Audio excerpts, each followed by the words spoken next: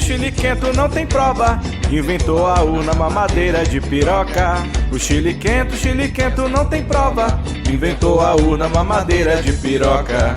Não vem com fake, nem tenta, meu voto é vingador. Não vem com golpe, nem tenta, não importa se o Braga bancou.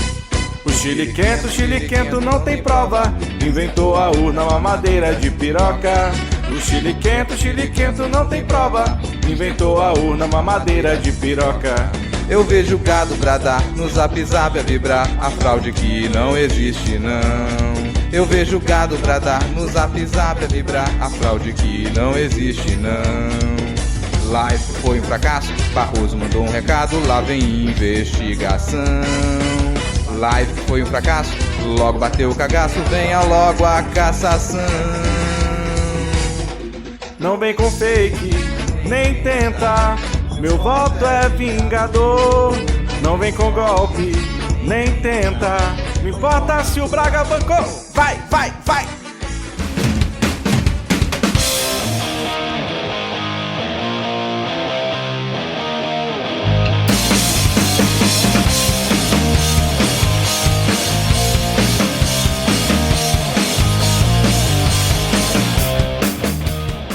Olá, cidadão e cidadã, tudo bem? Eu sou Vitor Souza, falando diretamente do dia 3 de agosto de 2021. Está começando mais um episódio do Midcast Político, nosso formato que traz informação, pistolagem e bom humor na medida do possível, debatendo fatos que ocorreram na última semana que influenciam no cenário da política nacional. E hoje aqui comigo temos ela, diretamente do Sul é meu país, Adi Ferrer. Tudo bem, Adi? Fala, galera! Tudo bem? Tô melhor, sim, tô bem, já afastei Satã aqui do meu lado, já. Maravilha, Adi. Não sei se a Tupá ia gostar muito disso, você falar que afastou Satã do seu lado. Foi mal, Tupá.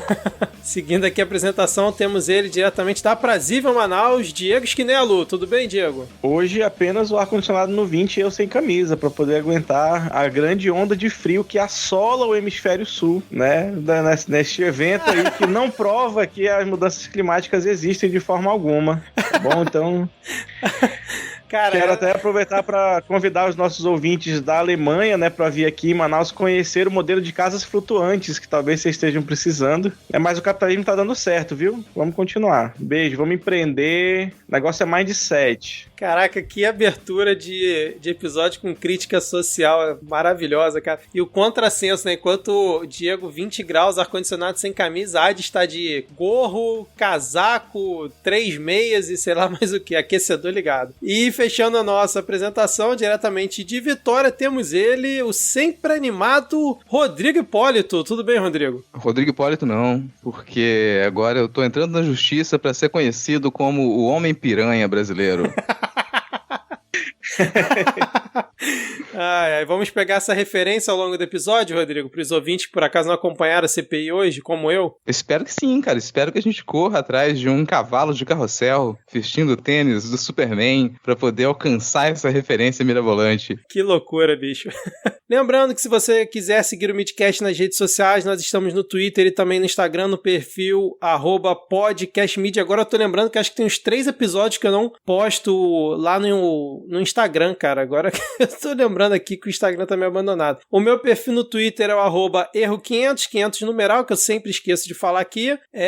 Adi, Diego, Rodrigo, quais as arrobas de vocês que hoje eu não vou falar, cara? Antes dos arrobas, vamos ver quanto é que o Cristiano tá cobrando pro menino lá do Medo e Delírio, que bota os negócios lá no Instagram. Bernardo, bora ver se nós contratamos esse menino também, rapaz, pra ajudar nós.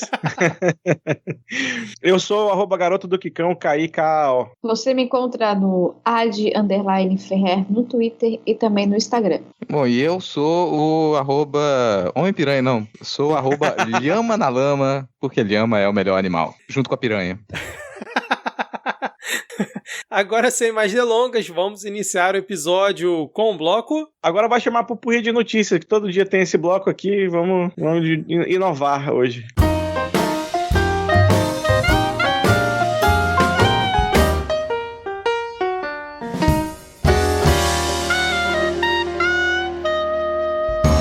Começando aqui esse nosso pupurri de notícias com a seguinte notícia, numa reportagem aqui da Núcleo Jornalismo, que tomou como base um levantamento do Estado de São Paulo, que parece que RT é endosso, sim, dizem novas regras do Exército Brasileiro, do glorioso Exército Brasileiro, para a atuação de seus braços fortes nas redes sociais. A alteração das normas veio por meio da portaria 453 do Estado-Maior do Exército, publicada em 19 de julho de 2021, que valem a partir desta última segunda-feira, né, vulgo ontem, onde o Exército, né, as Forças Armadas, trataram ali 5 redes sociais, Facebook, Twitter, LinkedIn, YouTube e Instagram, além do blog do Exército Brasileiro, que e no boletim que eles soltaram algumas ponderações em relação ao uso das redes sociais, e para o Estado-Maior do Exército Brasileiro, RT é sim endosso, pois, abre aspas, o ato de seguir ou curtir perfis e postagens de terceiros é considerado endosso ou uma aprovação às opiniões emitidas, fecha aspas. E além disso, a portaria anterior tratava do mesmo tema,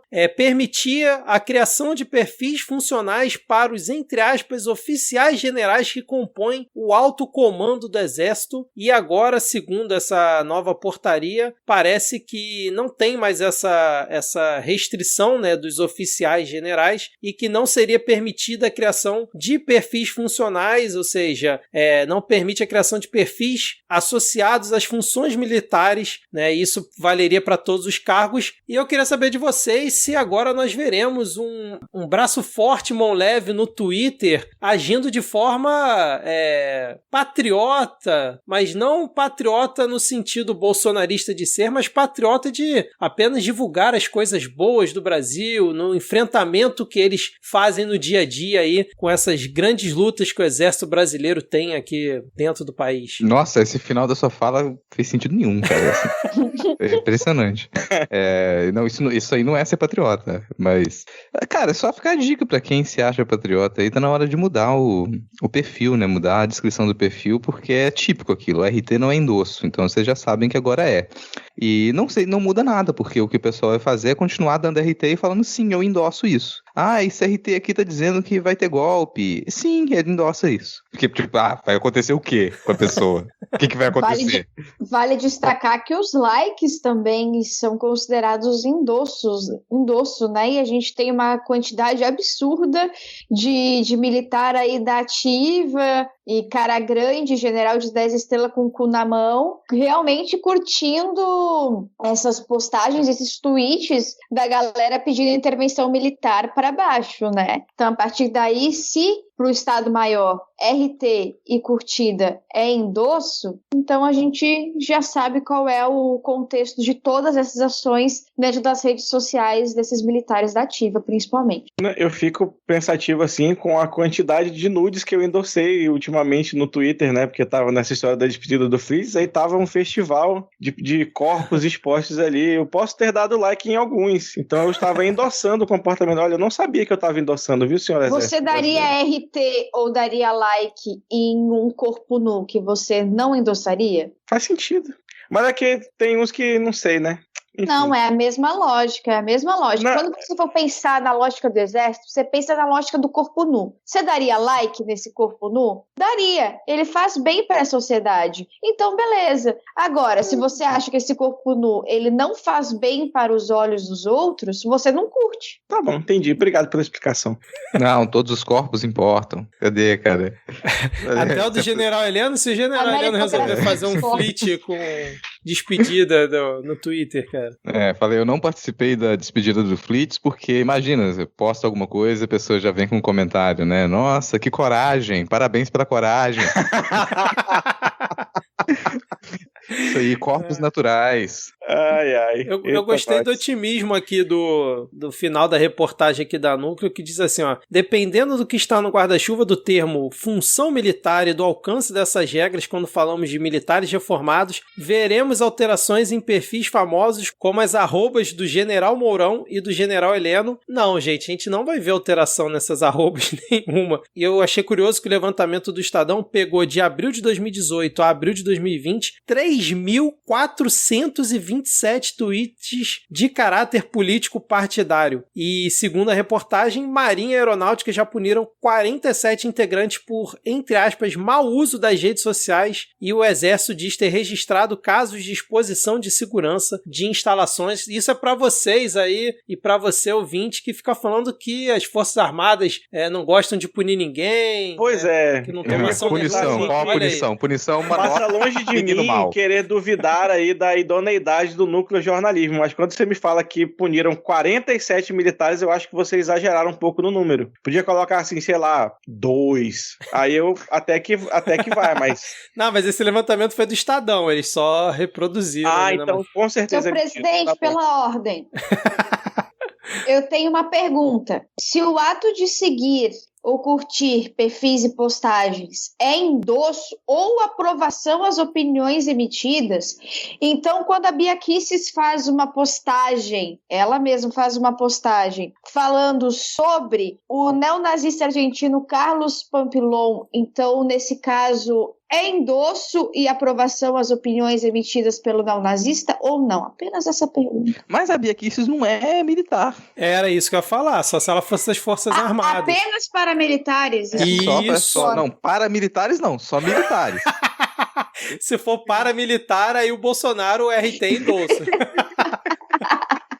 Mas assim, cara, 42 foram punidos. Eu acho que tá certo o número, porque qual é a punição? Uma nota escrito menino mal, e ainda com um sigilo de 100 anos. Porque você imagina que é muito fácil você colocar regra nas Forças Armadas. Você coloca regras e fala, tudo bem, tá a regra aqui, mas ninguém pode saber o que a gente faz. É, tipo o governo Bolsonaro, né, que se elegeu aí falando em transparência. Eu lembro do discurso do Bolsonaro, acho que lá em 3 de janeiro de 2019, sei lá. Nosso governo será transparente, vamos dar transparência a todos os atos do nosso governo, incluindo atos passados, se for possível. Aí os caras botam sigilo de 100 anos nas visitas do Flavinho e do Carluxo no Palácio Planalto. Maravilhoso, né, isso.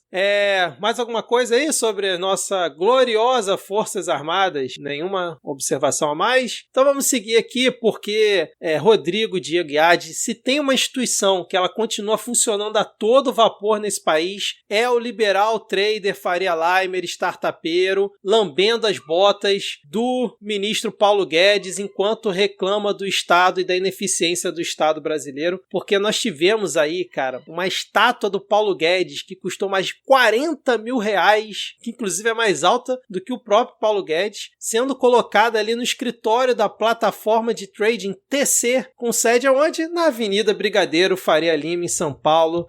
Mas é isso, o CEO da empresa é o Pedro Albuquerque Filho, que parece que é ele, que é um grande bolsonarista, né, que é uma arroba influente aí no Twitter, gastou 40 mil para construir uma estátua do Paulo Guedes e expor ali na recepção da sua empresa, da firma. Bom pra queimar, né? Será que essa pega fogo? Rapaz, eu acho que essa pega fogo, hein? Mas eu ia dizer que a minha reação é a mesma da estátua. Se você olhar para cada estátua, ela está claramente triste e decepcionada. Então a minha reação é exatamente uma informação nova. O Vitor me trouxe uma informação novíssima. Eu não passava pela minha cabeça que isso era uma homenagem. Eu achei que isso era pra malhar Judas, assim, sabe? Você achou que era uma sacanagem, né? Não uma homenagem, né? Pô, eu achei que tava zoando com a cara dele, mas tudo bem, né? Tudo bem. E só deixa eu corrigir aqui, não que isso tenha alguma relevância, mas o tal do cara que é o arroba famoso aí no Twitter que divulgou a estátua e depois virou notícia, é o Rafael Ferrer, que é sócio da plataforma e não é o CEO da empresa. E nem é parente da AD. Não fui, gente, eu não conheço essa pessoa, não dividimos DNA. O que já mostra que a pessoa não é famosa. A AD não conhece, já mostra que a pessoa não é famosa, cara. Agora, cara, isso é uma comum. Qualquer peça gráfica, qualquer produção visual, audiovisual desse pessoal, você sabe, se você tirar do contexto, você deslocar isso no tempo e apresentar pra alguém, a pessoa falar, zoeira, né? Não tem como, cara. Cara, isso aqui tava tirando com a cara de alguém. Só nesse lapso de tempo em que a gente vive, nessa década em que a gente vive, é que esse tipo de imagem para um grupo de pessoas pode ser considerado uma homenagem, algo positivo. Pega qualquer JPEG de divulgação da campanha do Bolsonaro e apresenta daqui a 50 anos e fala, as pessoas achavam isso aqui deslumbrante, impactante, imponente. Difícil, cara, difícil. Meu último comentário só, vou deixar a sugestão para as pessoas, aproveitar que a gente tá no clima de Olimpíadas de Tóquio, né, trocar o Faria Limer pelo farinha lamen. Isso é muito melhor, cara. Você agora prefiro farinha lamen. Nossa senhora. Exatamente, cara. Falta essa sonora aí. Mas eu tava vendo aqui, cara... Você vai zoar a minha piada. Depois desse, você tá diante de uma estátua do Paulo Guedes e você vai zoar a minha piada. Não, o pior é que eu tava lendo aqui, eu não tinha visto essa correlação, cara. Eu tô vendo agora, olhando a reportagem, que essa foi uma homenagem ao seriado Mandaloriano, cara, Caralho, agora que eu me toquei da puta merda. Pra você ver, né? Mandalorian. Que loucura. Porra, esse aí, Mandalorian. Alguém marca o Rêmio lá e caralho, Mandalorian, eu tô bem não. Precisa ter essa mesmo, cara. Nossa senhora, cara. Ele tá dizendo aqui que a empresa preferiu não divulgar o preço da Guedes Lorien. Tem nome a estátua, Guedes Lorien. Mas, no entanto, o custo da fabricação de estátuas como essa custam entre 40 e 100 mil reais, cara. Que loucura. Guedes Lorien. E você vai zoar a minha piada com lamen.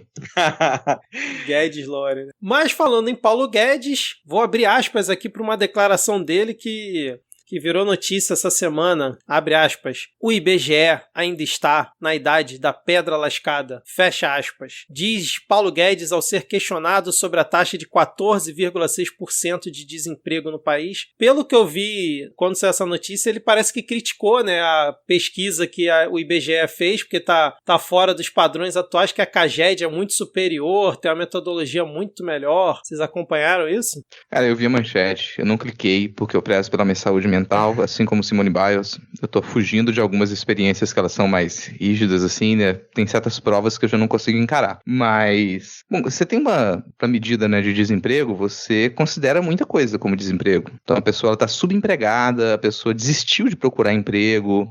Tem várias categorias. Então você até aumenta, se você pensar no número de pessoas que desistiram de procurar emprego, de pessoas que estão subempregadas, esse número vai aumentar. Você até usa a expressão, né, que é subutilizadas, pessoas que poderiam estar com um horário de trabalho melhor, mais extenso, mas estão trabalhando só uma parte do dia porque não tem emprego pro resto da parte do dia, tudo isso entra. Agora, na cabeça do Guedes, você vai considerar qualquer pessoa que ele esteja fazendo algum esforço, mesmo que não ganhe nenhum dinheiro por isso, como empregado. Então, para ele, isso conta. Então, para ele, você tá errado. Peraí, você tá contando que as pessoas... O que como empregado? Quem tá ganhando salário? Não, isso aí tá defasado. Isso aí é na época que a gente não tinha legalizado a escravidão. Ele chega já do absurdo em considerar que ele mesmo está empregado, pra você ter uma ideia. Ele acha que ele trabalha, olha a loucura, mas eu quero fazer aqui um aceno aos nossos ouvintes ciristas e dizer que eu concordo com o Ciro. Paulo Guedes, que é uma pessoa que está desatualizada até para os filhos da puta da escola de Chicago. Vem dizer que alguma coisa é da idade da pedra, é porque ele estava lá, tá bom? Caramba, eu tô vendo aqui na reportagem, olha a fala dele. O Brasil está acelerando num ritmo acelerado.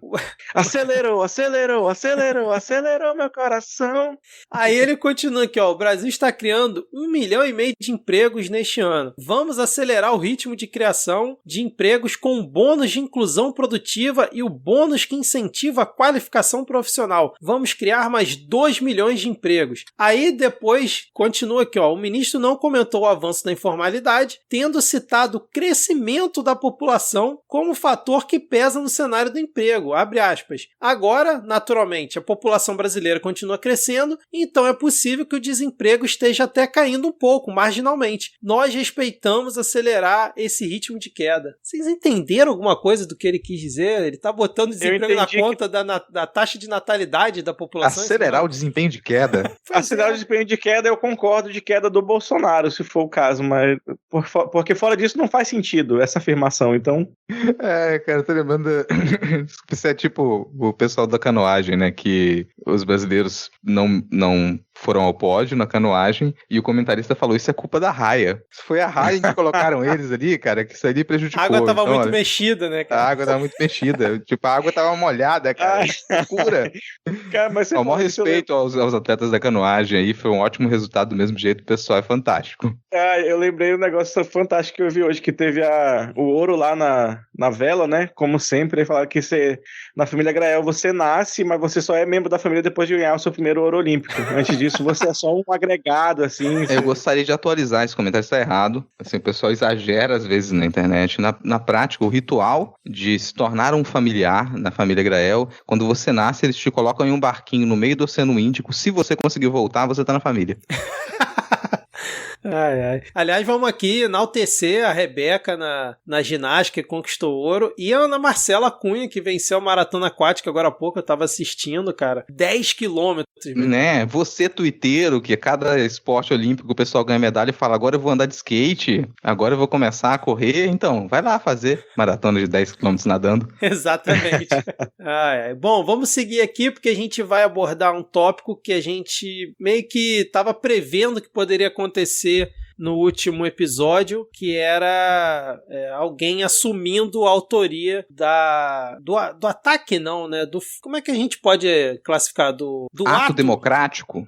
Do ato democrático de tacar fogo em estátua de genocida, que foi lá do Borba Gato que a gente comentou, pois o Galo, Paulo Galo, que é um entregador de aplicativo, ficou famoso recentemente, né? Quando teve a greve dos apps, o break, né? O break dos apps, que ele liderou e tal, ele assumiu a autoria junto com um grupo dele de ter feito o ato na estátua e acabou sendo preso junto com a esposa dele, que é a Jéssica. Eles ficaram presos temporariamente. A Jéssica já foi solta, mas o Galo ainda tá preso? Eu não acompanhei nesses últimos 2 dias. Ainda tá preso, né? E aí, como é que vocês... O Galo ainda tá preso e a Jéssica foi solta, sendo que a Jéssica, ela nem tava no ato, né? Ela não tava no ato. Mas, cara, foi... Vai, Rodrigo, vai. Não, a gente fala muito de perseguição, mas é perseguição nítida, assim, cara. Se alguém precisa de mais exemplos de perseguição, esse é o caso.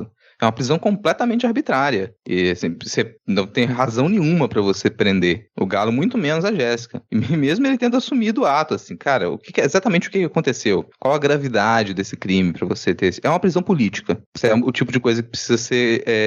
não precisa fazer uma análise muito profunda. É uma prisão política. A gente já teve várias outras prisões arbitrárias e políticas nesse mandato do Bolsonaro.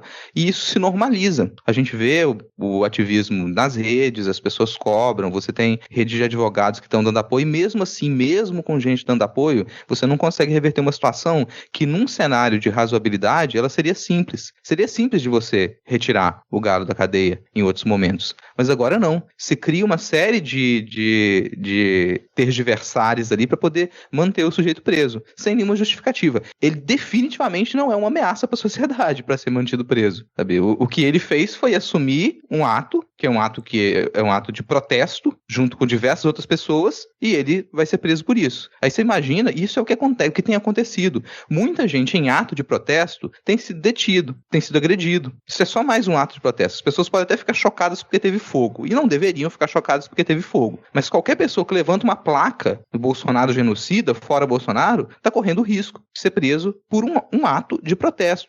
E aí, essa prisão, além de, obviamente, política, como a maioria das prisões políticas, ela é flagrantemente ilegal. Porque só pode prender a pessoa em flagrante ou com mandado de prisão que faça sentido. Porque é uma pessoa que tem residência fixa, que se apresentou voluntariamente à delegacia, então qual é o motivo que você tem para decretar uma prisão preventiva ou uma prisão temporária de uma pessoa dessa? É para amedrontar. E é para fuder com a vida da pessoa, porque agora ele não tá trabalhando, né? A família dele tá lascada. Não, e aí cai naquela questão que a gente comentou na semana passada, que eu até fiz aquela pergunta se era crime tacar fogo na estátua, e acaba sendo enquadrado, tem como enquadrar, mas como o Diego muito bem falou, o cara foi lá, o cara se apresentou, né, cara? Mas é aquele risco que a gente comentou também aqui, que a partir do momento que você assume um ato desse num estado que a gente está vivendo, com o bolsonarismo aí entranhado, principalmente nas forças policiais, é um risco enorme que a gente corre, né, cara? E o que eu achei pior, cara, foi a prisão da Jéssica, que o motivo foi porque o chip que tava no celular do Galo tava no nome dela. Aí, pelo chip tá ser propriedade dela, ela foi presa junto. Sendo que ela cuida do irmão, que acho que tem 8 ou 9 anos, e eles têm uma filha também de 3 anos, que, né, eles são responsáveis por cuidar. E aí, quando ela tava lá acompanhando o Galo, você tá presa também. Como assim? E aí, teve que, sei lá, os pais dela virem, sei lá da onde, pra poder ficar com a criança e com o irmão dela. É isso, cara. Foi presa porque era era dono do chip do celular. É a definição de quem quer dar um jeito e quem não quer dar desculpa, né? Exatamente, cara. E assim, gente, a gente não deve parar com os protestos. E os protestos não devem parar de se radicalizar, eles têm que continuar a se radicalizar. Uma compreensão generalizada que a gente tem que ter é que estamos fora de um regime democrático. A gente não tem como confiar em nenhuma das nossas instituições. A gente é constantemente atacado pelas corporações policiais. A gente não pode agir como se a gente estivesse em um ambiente em que a gente pode ter confiança. Mesmo pessoas que têm um suporte, são conhecidas, como é o caso do Rodrigo Pilha, por exemplo, vai passar por tortura, vai ser mantido preso ilegalmente. Então isso pode acontecer e tem acontecido com qualquer pessoa. A gente tem que tomar cuidado, os protestos têm que continuar, a gente tem que continuar a radicalizar os protestos, mas a gente tem que se manter junto de organizações mais fortes que a gente. Não dá pra agir individualmente, a gente vai sempre precisar de indivíduos que tenham essa coragem que o Galo teve para poder dar as caras, mas aquilo, não é todo mundo que vai estar nessa condição e que vai lá servir de exemplo. Não dá pra ser assim. Então fica esse alerta, gente. Vamos continuar a participar dos protestos, não vamos deixar de nos radicalizar, mas vamos fazer isso sempre com a consciência de que a gente nem sempre vai poder estar ali e colocar o corpo diante das balas. A gente aprendeu já muito com a história e com outros protestos também. E a gente tem que saber como lidar agora. Então não vai começar a imitar a coleguinha. Não é porque um colega está tomando a frente, inclusive sofrendo as represálias por conta disso, que você vai achar que, peraí, agora eu também devo ter o comportamento exatamente dessa maneira. Não. Você tem que apoiar os protestos, você tem que estar presente nos protestos, você tem que compreender a radicalização, você tem que ajudar naquilo que você pode ajudar. Então você não tem que achar que o que ele está fazendo é um comportamento de mártir, porque não é. Ele não está sendo um mártir. Não romantize isso, porque isso inclusive vai contra as próprias palavras dele e o que ele sempre divulgou. E sempre prega, as ações que ele prega são ações organizadas. O break dos apps e o movimento dos entregadores de aplicativo, ele é forte, ele é consistente, ele é organizado e ele só funciona por ser assim. Essa acho que é uma mensagem para ficar nítida. Não é um ato de um mártir. E a gente não precisa de mais mártires. E vale destacar também que já teve vários outros ataques contra monumentos que são ditos, entre aspas, de esquerda, e fotos de Marielle, até mesmo a própria placa da Marielle, e os responsáveis não foram presos pelos seus vandalismos, né? É muito aquela coisa, parece até que a direita pode tudo, e a direita de fato pode. A gente teve ali um candidato a governador do Rio de Janeiro e um candidato a deputado federal quebrando uma placa de uma vereadora morta, uma homenagem a uma vereadora que foi assassinada. A gente também tem os ataques a monumentos de Zumbi dos Palmares com suásticas. Isso é um ataque gravíssimo. Isso é um ataque gravíssimo. Isso não deveria acontecer. E então também não começou, esses ataques a monumentos não começaram com esse ato na estátua de Borba Gato. O ato da estátua de Borba Gato é simplesmente um sintoma de uma sociedade que cansou de ver a gente homenageando racista, escravocrata, etc e tal. Lembrar que, inclusive, o monumento em homenagem ao Lamarca, e Zequinha Barreto, ele sofre agressões constantemente.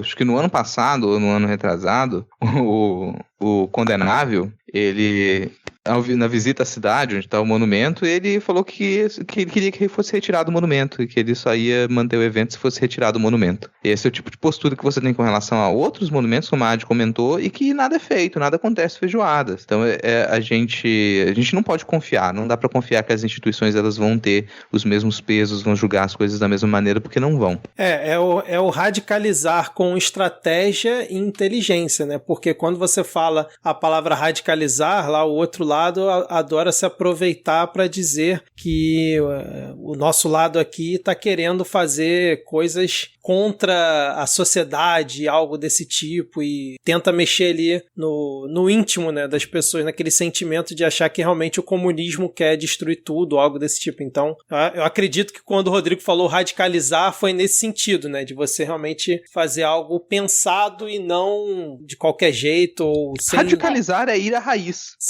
E sem medir as consequências, né, cara? Principalmente dos atos que você vai fazer. Eu concordo com o Rodrigo, e eu acho que a gente pode discutir se esse ato ele foi estrategicamente bom ou não. Agora, a gente não pode colocar alguns fatos e distorcer algumas realidades simplesmente porque a gente não concorda com um ato estratégico. Isso é válido. Discutir se valeu a pena esse ato é válido, mas algumas coisas você não pode falar, por exemplo, porque simplesmente porque não são verdade. Como, por exemplo, dizer que foi aí, a partir desse incêndio, que abriu-se uma caixa de Pandora e agora a direita vai começar a pregar a retirada de monumentos de esquerda e começar a atacar monumentos de esquerda. Isso é uma mentira. Esses ataques, eles já vinham acontecendo. A radicalização da extrema-direita já vinha acontecendo antes disso. Hoje, o Kim Kataguiri fez um vídeo dizendo, e se mandássemos tirar uma estátua de Getúlio Vargas? Pô, eu sinceramente, eu pensei 1000 vezes se aquilo ali não era uma piada, uma ironia. Porque você vai me defender um ditador assim na minha cara, meu querido, de verdade? Por mim que tire a estátua e coloque no museu e que a gente comece a falar a verdade sobre o cara, tá ligado? Que a gente comece a parar de romantizar todo quanto é ditador por aí. Eu acho que a gente tá entrando na discussão, quando deveria ser discussão se foi uma boa estratégia ou não, a gente entra muito na discussão se vale como um todo retirar essas homenagens. Estátuas são homenagens, livros de história são documentações. Essas estátuas, se não são para ser homenagens, elas devem estar dentro de museus, com todas as contextualizações necessárias. E ponto final. Acho que começar a trocar o nome das avenidas Getúlio Vargas, que eu acho que em toda cidade tem uma, acho que já seria um bom espaço. Pô, nome de avenida com nome de general da ditadura, né? Sim, exatamente. Aqui tem a Avenida Costa e Silva, tem uns caras, essa porra, tem porra... Aqui a Ponte Rio-Niterói, é Ponte Costa e Silva, né? Florianópolis, ora se não vejamos, né? A cidade inteira, em homenagem ao Castelo Florianinho. Branco. Agora, tem uma coisa que a Adi comentou e que é sempre bom lembrar, cara, o mesmo discursinho que o pessoal fez com relação a esse ato contra a estátua do Borba Gato, de que isso daria arma para o pessoal da direita, é o que a galera fez, por exemplo, quando os movimentos feministas puxaram Ele Não. O pessoal falou, opa, vamos perder a eleição porque o pessoal puxou o movimento Ele Não. Agora elegeu ele. Sério, gente?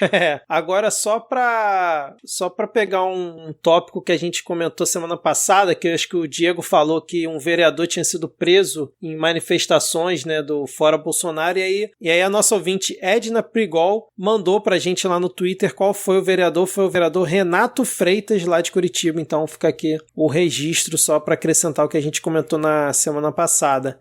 Vamos seguir então aqui com esse tópico que a gente já debateu bastante. Vou deixar pro Rodrigo puxar porque é a área dele e é mais uma tragédia anunciada aqui no Midcast, que inclusive vários ouvintes marcaram a gente no Twitter quando a notícia começou a pipocar aí na gente. Não, anunciada aqui no Midcast, e vou comentar com vocês que durante pelo menos o último ano inteiro, ali uns 70% dos episódios do Pataquadas, lá no feed do Não Pode Tocar, a Alana foi analisando isso aos poucos e comentando a situação da Cinemateca. Então é uma coisa que a gente está acompanhando lá há um ano e era o que deu, assim, incêndio num dos galpões da Cinemateca, não foi no prédio mais conhecido, né, no prédio mais famoso, que as pessoas costumam tirar foto e tudo mais, era um galpão onde estava armazenado muita coisa, mas, bom, era um galpão para almoxarifado, onde você guardava muitos acervos e que já tinha tido episódios de incêndio e infiltração em outros momentos, então tá capengando já faz um tempo e sofreu um incêndio, agora muita coisa se perdeu. Algumas coisas a pessoa pode falar, nossa, tá digitalizado, ok. Outras coisas não, mas mesmo que estava digitalizado, a gente perde os originais, a gente perde o objeto histórico e isso faz uma diferença danada, cara. Aí volta aquela discussão que a Adi puxou aqui agora. O pessoal vai lamentar a estátua, sendo que a gente tem todo o registro daquilo e todo estudo histórico sobre aquilo, mas não vai lamentar na hora que você perde negativos, perde películas que elas são históricas porque está digitalizado. Bom, colega, faz diferença sim. E a função da Cinemateca é preservar esses acervos. E é um acervo gigantesco. Essa situação, não dá para detalhar todo esse processo aqui, vou sugerir que as pessoas voltem aos episódios do Pataquadas, lá no feed do Não Pode Tocar, e peguem essa discussão, tá sempre lá nas descrições dos episódios, todas as notícias que são comentadas. Normalmente o título, quando tinha alguma coisa de Cinemateca, também era comentado. A Cinemateca, ela tá há bastante tempo sem observação, sem direção. Isso já faz bastante tempo mesmo. A fundação era mantida pela Roquete Pinto, Fundação Roquete Pinto, a Cinemateca era mantida por ela.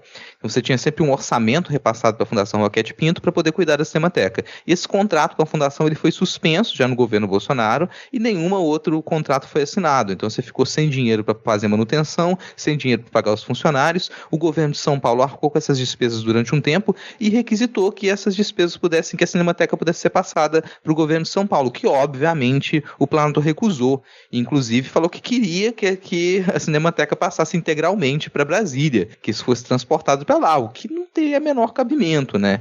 No fim das contas, ninguém assumiu de verdade a Cinemateca, ficou uma série de promessas. O Mário Frias, ele, no seu sistema autoritário, ele exigiu as chaves da Cinemateca, então ele mandou a Polícia Federal para lá para tirar as chaves da Cinemateca. Depois você teve algumas vistorias suspeitas que elas indicaram que estava tudo ok. E obviamente não está tudo ok. A estrutura está capengando. Você não tem os responsáveis, os técnicos básicos trabalhando nas boas condições para poder dizer que aquele acervo está bem cuidado. E o resultado está aí. É um incêndio que ele estava anunciado já há algum tempo. Você já tinha recebido, o governo federal já tinha recebido aviso que aquilo ia acontecer, de que a manutenção estava deficitária. Então, quando a gente fala que é uma tragédia anunciada, é uma tragédia que ela foi cantada a pedra há muito tempo. A gente já estava dizendo que isso não é a primeira estrutura cultural que a gente tem que ela está sofrendo com esse tipo de avaria. É uma das políticas, é uma das pautas principais do governo Bolsonaro e dos bolsonaristas, que é a destruição cultural, a destruição dos aparelhos culturais. Não é uma coisa escondida, está dentro da política deles dizer que o governo não tem que tocar no cultural, que o governo não tem que apoiar a cultura, que isso é coisa de iniciativa privada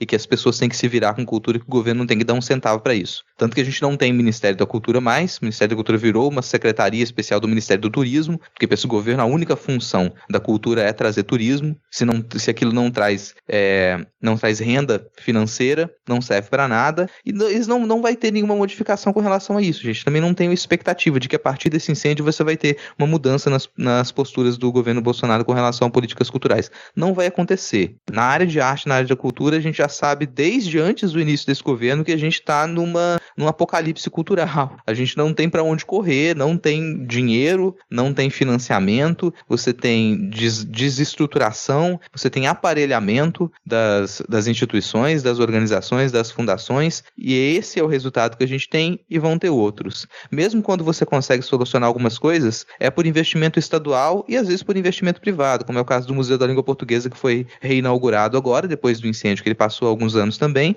e, bom, pasmem, né? O governo Bolsonaro não mandou nenhum representante para a reinauguração. Você teve representantes de outros países que falam a língua portuguesa e nenhum representante do governo brasileiro para a reinauguração do Museu da Língua Portuguesa.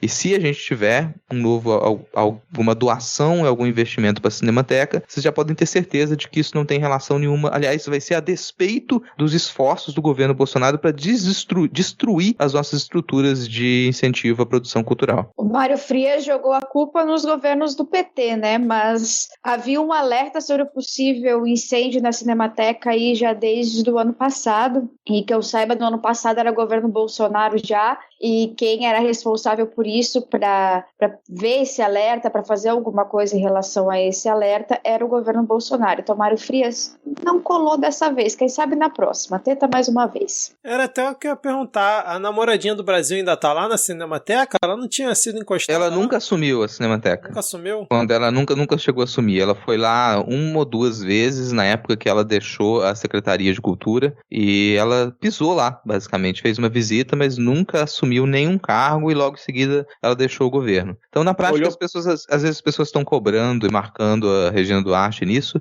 mas honestamente o grande responsável por isso, nesse caso o responsável imediato, é o Mário Frias. Ele é o nome para ser cobrado. Ele é a pessoa responsável pela destruição do acervo da Cinemateca. É ele, assim. A Regina Duarte, ela teve uma passagem relâmpago pela Secretaria Secretaria de Cultura e foi uma coisa mais midiática. No fim das contas, ela não tem relação com isso. Críticos podem fazer outras críticas a ela. Agora, nesse caso, é centralizar. O responsável por isso é o secretário de Cultura, é o Mário Frias. E é o responsável e ele não tá nem aí. Por ele, destruía todo o resto. Que, inclusive, ao tomar as chaves, expõe o resto da Cinemateca a pegar fogo agora também. Só pra lembrar.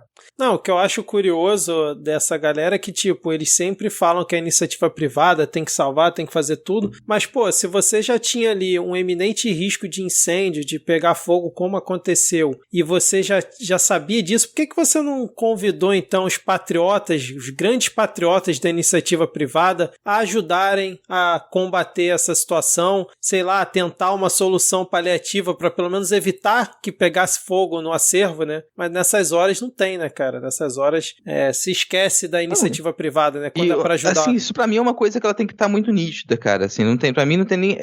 O objetivo de qualquer governo de extrema-direita é a destruição da cultura. Com certeza. Qualquer tipo de produção cultural é ruim para esse tipo de governo. Qualquer tipo de produção que te faça pensar, que atice o seu senso crítico, que reflita sobre a realidade, é perigo para esse tipo de governo. Então eles simplesmente não querem que exista nenhum aparelho, não exista museu, não exista acervo, não exista divulgação de produção cultural, apoio para artista, nada. Não, pode até existir. Uma pessoa como o Mário Frias lá, além disso tudo, além de estar dentro de um projeto que é da destruição cultural, ele, como outras pessoas que estão dentro desse governo, são extremamente ressentidos. São pessoas frustradas por não terem a mínima capacidade de trabalho, de produção e talento. Ele é incompetente, ele não tem talento. Ele não sabe, ele não tem a menor articulação dentro do meio porque ele não tem respeito dentro do meio. Ele é o Weintraub da dramaturgia, sabe? O cara é completamente deslegitimado. Ele não sabe o que fazer. Aí você imagina o ressentimento, a frustração que esse tipo de pessoa tem. Ele vai sempre dizer, nossa, o ambiente cultural é panelinha, por que eu não tive reconhecimento? Você não teve reconhecimento porque você é um bosta. Você é um merda. É por isso que você não está representado nesse acervo. Porque você não fez nada de bom na sua vida. Cada ano da sua vida é um ano perdido. Todo ar que você respirou é um ar retirado dos pulmões de outra pessoa que merecia mais que você. E aí você trata isso na terapia, não na Secretaria de Cultura do governo federal. Todas essas questões você poderia resolver facilmente com uma terapia. Isso, não negligencie o acervo cultural do país e ainda botar a culpa nos outros, né? Não, mas pô, pegou nem fogo... Nem a sua saúde mental, não negligencie sua saúde mental, senão você pode ficar doido que nem o Mário Frias. Exatamente. Não, mas porque a culpa era do PT que deixou sucatear ao longo dos anos. Porra, meu irmão, tu tá sendo avisado que vai pegar fogo aí. Não, pô, mas a culpa é do PT. Enfim, cara. Mas você, Rodrigo, você falou do vai entrar. Você me fez lembrar, cara, um tweet que eu vi passando na timeline ontem de Arthur Weintraub. Deixa eu ver se tá na pauta aqui o que a gente vai comentar aqui acho que no ponto da pauta a gente vai comentar sobre o assunto, mas o Arthur Weintraub fez o seguinte tweet, e aí vocês fiquem com ele pro decorrer do nosso episódio. E ainda diziam que depois de tirá-los de Weintraub, a harmonia iria voltar. Eu queria saber quem que falou isso um dia, que depois de tirar os Weintraub, a harmonia iria voltar. Pois é, cara, assim, se alguém falou isso, eu gostaria muito de que a pessoa se manifestasse. Você tá ouvindo o midcast, por favor, se manifeste caso você tenha dito isso. A gente não vai te zoar, a gente não vai te atacar, prometo. O Rodrigo promete sozinho, tá? E eu lá sou pago pra cumprir com a minha palavra?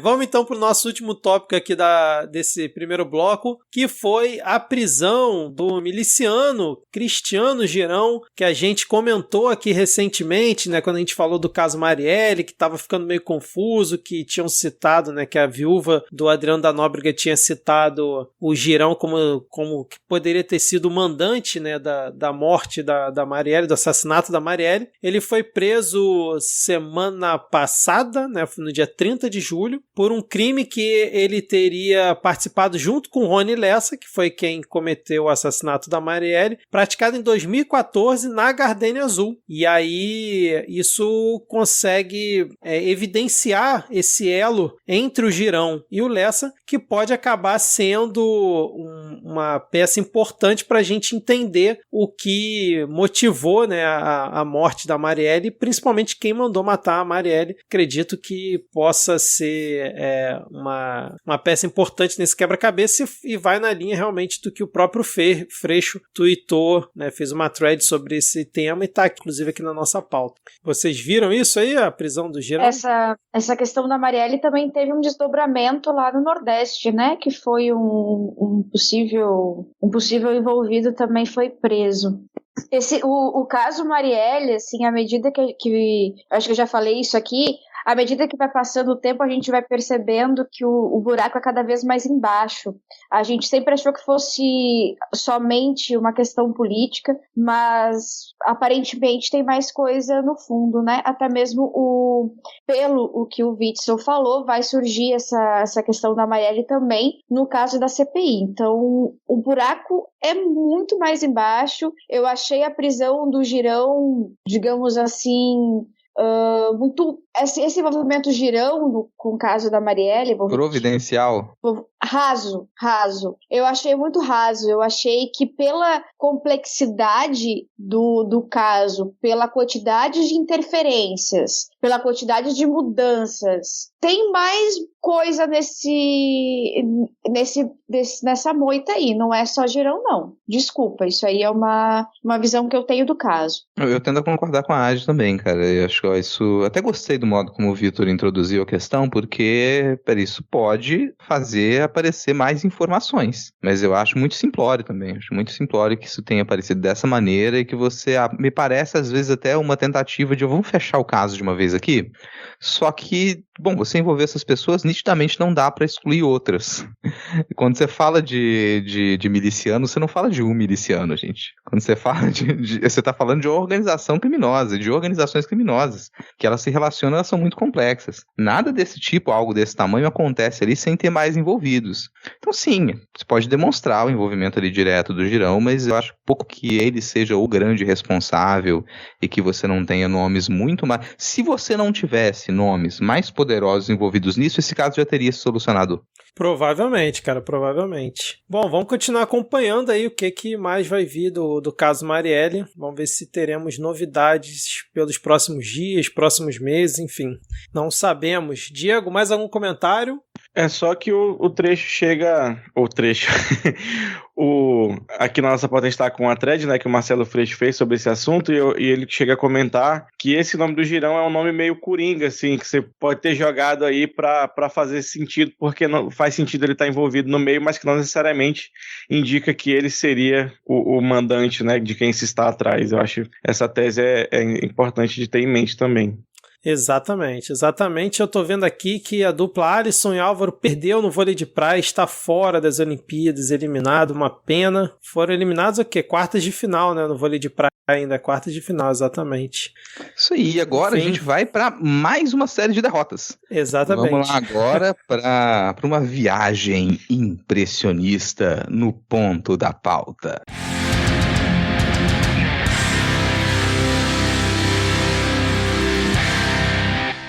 E eu quero começar aqui o ponto da pauta com algumas impressões. A gente tem algumas impressões aqui, né? Para todo mundo ficar bem impressionado, porque esses últimos dias, uma das coisas mais discutidas aí foi a grande live de revelação. A gente teve uma live de revelação do presidente que ele iria demonstrar que houve fraude nas eleições de 2018 em que ele foi eleito. Bom, nesse ponto eu tenho que concordar, realmente a gente houve fraude nas eleições, a gente teve muito grupo de mensagem comprado, a gente teve um grande estelionato eleitoral, a gente teve manipulação da imprensa, a gente teve realmente aí muita fraude nas eleições de 2018. Mas de acordo com o presidente, ele ia provar que as urnas eletrônicas elas são fraudáveis. E isso que ele apresentou pra gente, no fim das contas, né, foram prova nenhuma e também pouca convicção. Não senti muita convicção. Antes de vocês comentarem, eu gostaria, porque eu não assisto as lives do Bolsonaro, eu quero trazer só pra mim a grande manchete com relação à live do Bolsonaro. Que isso saiu na Folha de São Paulo, né, que abre aspas. Em live, Bolsonaro cita denúncia de vídeo de astrólogo que faz acupuntura em árvores. Fecha aspas. Cara, se tiver algum concurso das melhores manchetes do ano, essa com certeza é uma fortíssima candidata ao pódio, cara. Cara, eu sinceramente não sei qual dessas tretas dos últimos dias que ganharia essa disputa aí, velho. Porque tá acirrada. É o cara que faz acupuntura em árvore, é o maluco que é o super-homem brasileiro, que tá vendendo vacina com o logo da ONU. É uns bagulho, assim, muito doido. Mas essa questão da live do Bolsonaro, algumas coisas importantes a destacar. Durante toda a propaganda dessa live, e essa propaganda ela vem de anos, porque a tal da semana que vem que o Bolsonaro vai apresentar as provas, ela nunca apareceu. E isso vem acontecendo desde aí de que o Bolsonaro ganhou as eleições de 2018, que ele vai apresentar as provas que ele ganhou desde do primeiro turno.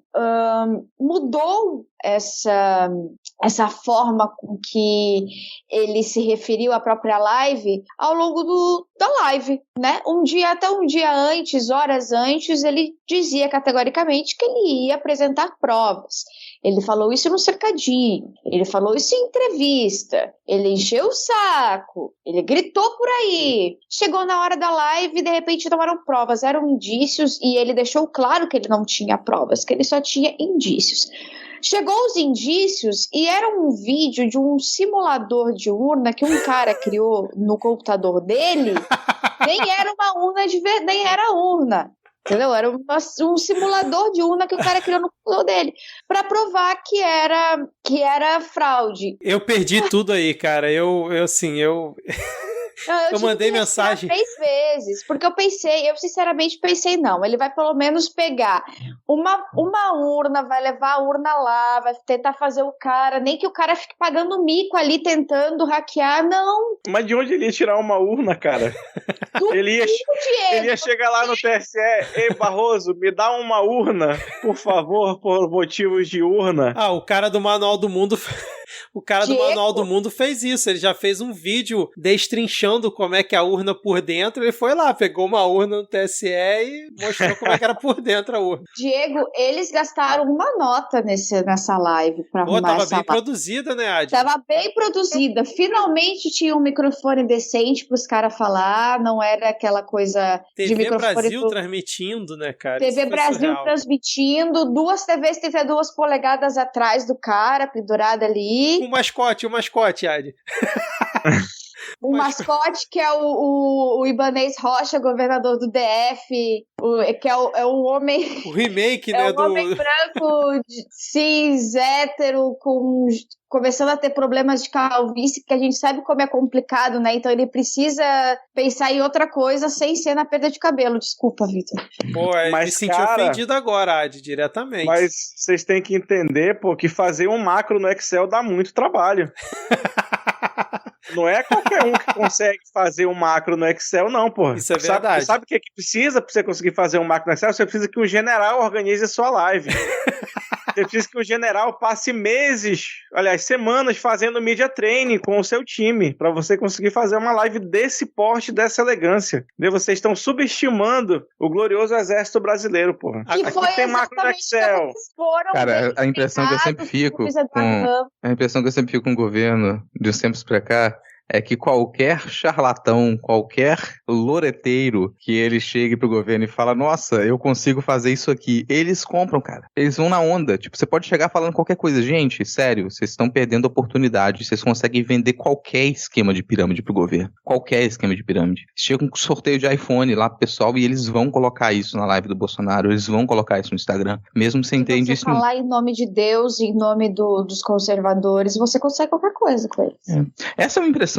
Outra impressão, ela é o cheiro do desespero. O pessoal tá completamente desesperado, o que deixa ali com uma mistura de impressões, porque você tem, de um lado, uma nítida crença, eu acho que essa crença é real, do Bolsonaro e da sua corja, de que as eleições, elas realmente eram fraudadas. Acho que eles realmente acreditam que, majormente, o Brasil é extrema-direita e que eles não teriam chance nenhuma de perder nenhuma eleição. Para eles o Bolsonaro é realmente um mito e ele ganharia de qualquer pessoa, e eu acho que eles realmente acreditam nisso. Do outro lado, eles também entendem que eles vão perder a eleição em 2022. Eles já sabem disso. Eles sabem que eles não têm a menor chance de ganhar. que eles só ganharam em 2018 por uma enorme articulação que é esse estelionato eleitoral que eu comentei agora há pouco. Sem isso ele vai perder. Então imagina a cabeça desse pessoal ali, a crença de que o Brasil é todo de extrema direita, ultraconservador e que a esquerda só ganhou por fraude e a certeza de que ele vai perder em 2022 e que não adianta mais ele tentar fazer a mesma campanha que ele fez para 2018. Ele sabe disso. Aquela campanha já não funciona. E agora no que ele vai apostar? Vai tentar construir um clima que ele, entre aspas, justifique um golpe, que é uma coisa que a gente já falou aqui também, e ele vai testar até onde que esse clima vai, que ele quer conseguir. Se ele conseguir fazer esse clima que justifique para ele, para a base dele um golpe, vai ter invasão do Capitólio aqui também, num outro nível, numa outra escala. Só que isso aí é uma aposta muito arriscada e que ela tende muito a fracassar. Ele não tem outra alternativa para 2022. Então, para mim, é aí que está o desespero. Não há outra alternativa para ele. A única maneira dos bolsonaristas se manterem no poder, com o poder que eles têm hoje, é não tendo eleição. Exatamente. Inclusive, ele fez uma ameaça hoje, mais uma ameaça pro Barroso. Aliás, Ad, já que a gente não tá tendo Ad News, você consegue fazer a vinheta aí, porque foi mais um crime de responsabilidade a TV Brasil transmitir a live de 2 horas com ele falando um bando de mentiras e fazendo o discurso que ele faz toda semana na live dele, de todos os assuntos, falando Venezuela, falando de Cuba, falando que as estatais dão lucro de bilhões, ou seja, transmitiu pela TV oficial do governo a autopromoção do próprio presidente numa live dele. Não, mais um crime de responsabilidade, mas também vale destacar que hoje o Bolsonaro disse que o ataque, que a questão dele não é com o TSE, a questão dele é pessoal com o ministro Barroso. Ele deixou claro que era pessoal. Se fosse outro ministro lá, ele respeitaria a instituição e acreditaria na democracia. Com certeza, claro. Com certeza. Sendo que ele recentemente... Sendo que ele recentemente falou que a fraude está no TSE, ele falou com essas palavras, lá no comando lá do TSE, na sala escura, segundo ele, tem uma sala escura que faz todo o processamento dos votos. Mas hoje... Eu fico puto, cara, rapidão, eu fico puto que essa galera não se dá nem ao trabalho de inventar umas mentiras mais floreadinhas, assim, não, tem uma sala escura, porque escuro é ruim. É isso que cola, cara, é isso que cola, se você florear muito, não cola, entendeu? A pessoa vai achar que é mentira, vai achar que a mentira é mentirosa. A tal do uso da palavra narrativa por eles, ela se encaixa perfeitamente nesse tipo de coisa, porque a narrativa que é criada, na verdade, ela é criada em cima do marketing, ela é a narrativa do marqueteiro, né? Então, quando você coloca essas palavras que se associa diretamente, muito mais fácil, com o mal, com o corrupto, com o sombrio, é muito mais fácil para você disseminar teorias de conspiração com esse tipo de coisa. Falou o mal, o corrupto, o sombrio, o gatinho apareceu na tela da rádio. Mas o Satanás. É você, Satanás! Mas o Bolsonaro, como eu tava falando, ele fez um novo ataque ao Barroso hoje, no dia que a gente tá gravando, 3 de agosto, por conta do que a gente ainda vai comentar aqui nos próximos tópicos, mas ele falou assim pro Barroso, ó, abre aspas, se o Barroso continuar sendo insensível, como parece que está sendo, insensível com o processo contra mim, se o povo assim desejar, porque eu devo lealdade ao povo brasileiro, faremos uma concentração na Avenida Paulista para darmos o último recado para aqueles que ousam açoitar a democracia, e vai justamente de encontro com a fala do Rodrigo, dele ver até onde vai, né, esse esticar a corda dele, que eles sempre acusam, né, que o STF e o Senado tá esticando a corda, mas que ele tá sempre fazendo aí toda semana. Eu acho que ele não tem outra saída a não ser esticar a corda. As manifestações não enchem 2 quarteirões da Paulista. Concordo com você. Essa é a situação dele. Concordo ele não com tem o você. que fazer. Exatamente. Teve manifestação. O pessoal fez manifestação logo. Acho que foi após a live, né? Você teve manifestações de apoio ao voto impresso e que me lembrou muito, acho que foi ali nos idos de 2002, que você não tinha tantos protestos assim. A galera, o pessoal tava feliz, assim, final do governo FHC, Lula ganhou, mas você tinha um pequeno partido que ele sempre se mantinha fazendo protestos, que era o PSTU. O PSTU sempre fazia. Aí teve um protesto do PSTU na frente da Assembleia Legislativa aqui do Espírito Santo e, bom, o protesto acabou porque parou um camburão e colocou todos os manifestantes dentro do camburão e foi embora. Esses protestos que a gente teve agora a favor do voto impresso enchia 3, 4 Belina. É o que você teve, assim, das pessoas. Assim, cara, é constrangedor. E aquilo tira um pouco da preocupação. Aí tem 2 aspectos. Primeiro, é sim sintomático que a extrema-direita e os bolsonaristas não consigam mais encher um quarteirão, que eles não consigam, que eles continuem a divulgar fotos de manifestações anteriores, tá? O pessoal com foto com um adesivo do Fora Dilma, para eles poderem tentar dizer que está tendo manifestação. Isso dá uma confiança na gente, que é uma confiança que ela pode ser falsa, tá, gente? Porque a movimentação que a gente encontra nesse governo não tem relação mais com o povo e com manifestações populares. É isso que a gente está dizendo aqui, que acabou aquilo. Esse tipo de campanha, esse tipo de suporte que o bolsonarismo teve até 2019, acabou. E a estratégia que o Bolsonaro e que os seus apoiadores têm agora é outra, porque eles estão no poder. Então eles não precisam contar com esse apoio massivo da população. Eles precisam de apoio institucional. Eles precisam que algumas instituições deem respaldo para que eles possam tentar dominar o Congresso, dominar a Câmara, dominar o Senado. E isso aí pode acontecer. A gente percebe que eles têm esse apoio dentro das corporações militares. A gente percebe que as Forças Armadas elas estão cindidas, mas que se elas estão cindidas é porque tem uma parcela das Forças Armadas que sim, vai apoiar esse autogolpe. Então essa é uma discussão que ela acontece fora das ruas. A gente fica confiante, fica alegre que as manifestações da população a favor do governo do voto impresso, elas são risíveis, porque a chance da população brasileira falar, nossa, vamos parar de votar na urna eletrônica e começar a pegar a cédula de novo, isso vai ser legal, a probabilidade de que isso aconteça é menor do que a população brasileira cair em discurso anti-vacina em sua grande maioria. Isso já ficou comprovado com pesquisa. O brasileiro ama vacina, o brasileiro toma vacina no café da manhã, no almoço e no jantar. Então, mesma coisa vai com o voto. A urna eletrônica, ela representa a liberdade pra gente. As eleições, elas se transformaram no Brasil, nossa democracia se transformou com a urna eletrônica. Isso é um impacto no modo como as pessoas entendem a sua relação com a votação, com a experiência de votar, que isso não volta. Você não consegue desfazer isso com uma simples live, por maior que seja a produção dela. Mas essa não é a nossa preocupação. Nossa preocupação é quais as instituições que vão apoiar esse tipo de alucinação. Perfeito, cara. E o que eu acho muito curioso é que, sim, para quem acompanha essa questão das urnas, sabe que o TSE tem várias cerimônias, tem vários processos que são feitos para testar a lisura, para auditar as urnas, né, para poder comprovar a eficácia e a confiança em cima das urnas. E assim, é muita gente envolvida. Mas o que eu fico curioso é que essa galera acredita, e nisso inclui o presidente, o fungo presidencial, num cidadão aí, como é que é? O cara que é astrólogo, que faz acupuntura em árvores, aí o outro que fez... Hacker aqui. Aí o outro que é um hacker aqui, que fez lá um programinha que ele mesmo programou, ele falou, olha só como é fácil mudar o voto. Aí ele vai lá no programa que ele fez, no código que ele programou no computador dele e altera o código. Olha como é fácil alterar as urnas eletrônicas, fraudar. E aí depois esse mesmo cara que precisou fazer um vídeo que tá no portal do TSE, onde ele pedir desculpas por ter feito o vídeo, ter falado que as urnas eram fraudadas e várias outras mentiradas que o próprio TSE desmentiu ao vivo no Twitter, né? Cada mentira que o Bolsonaro ia mandando, o TSE desmentindo no Twitter. E aí, essa situação me fez concordar com o Weintraub, que o Weintraub viu, olha, estão respondendo a live do presidente ao vivo, ao mesmo tempo. Alguém vazou informações da live. E aí, agora vem a parte que eu concordo, ele disse, existem pessoas ruins em volta do presidente, e Weintraub, eu concordo pra caralho contigo, meu irmão. Tem, assim, é difícil ter uma pessoa boa ali naquele rolê. Tem uma pessoa ruim dentro do presidente. Olha, eu diria até que é mais de uma, viu?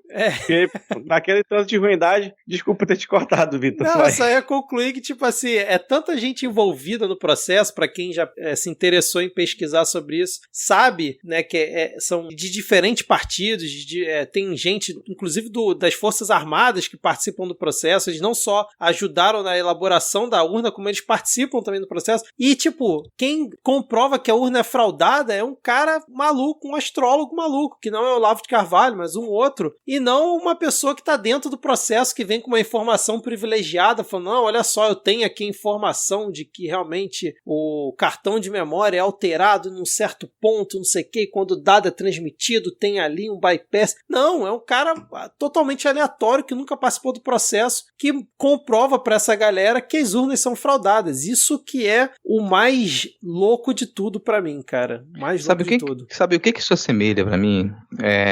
Com o movimento terraplanista. Eu sei que sempre vira piada e tudo mais, né? Mas eu vou recomendar de novo aquele documentário, que eu não sei se está na Netflix ainda, mas não deve ser difícil as pessoas acharem, que é o documentário A Terra é Plana. E que ele vai conversar com essas pessoas, vai observar esse movimento de dentro, e você percebe que são pessoas que elas têm uma compreensão muito rudimentar de como funciona a ciência, e por ser uma compreensão rudimentar, eles têm a necessidade de passar por todos os passos, de trilhar todos os passos que durante milhares de anos levaram o ser humano a compreender como que funciona o nosso universo e as nossas leis da física. Mas essas pessoas, elas não conseguem assimilar isso, é um abandono da formação científica e também um abandono social. Essas pessoas vão ter necessidade de fazer parte de alguma coisa, de serem compreendidas, e aquele ali é um ambiente onde elas são compreendidas. Elas vão fazer experiências reais para poder tentar demonstrar que a Terra é plana, e essas experiências respondem para ela que a Terra não é plana. Porque as experiências estão sendo bem feitas, elas estão realizando boas experiências científicas, só que são experiências científicas realizadas milhares de anos atrás. E elas vão ter que passar por aquilo. Para mim é muito similar, porque você encontra... Tudo bem, uma coisa é o governo com esse discurso. Outra coisa é o cidadão médio, que ele não compreende como funciona esse tipo de equipamento, não compreende programação, e ele tem medo de comprar na internet, ele tem medo do internet banking, ele não consegue compreender a tecnologia.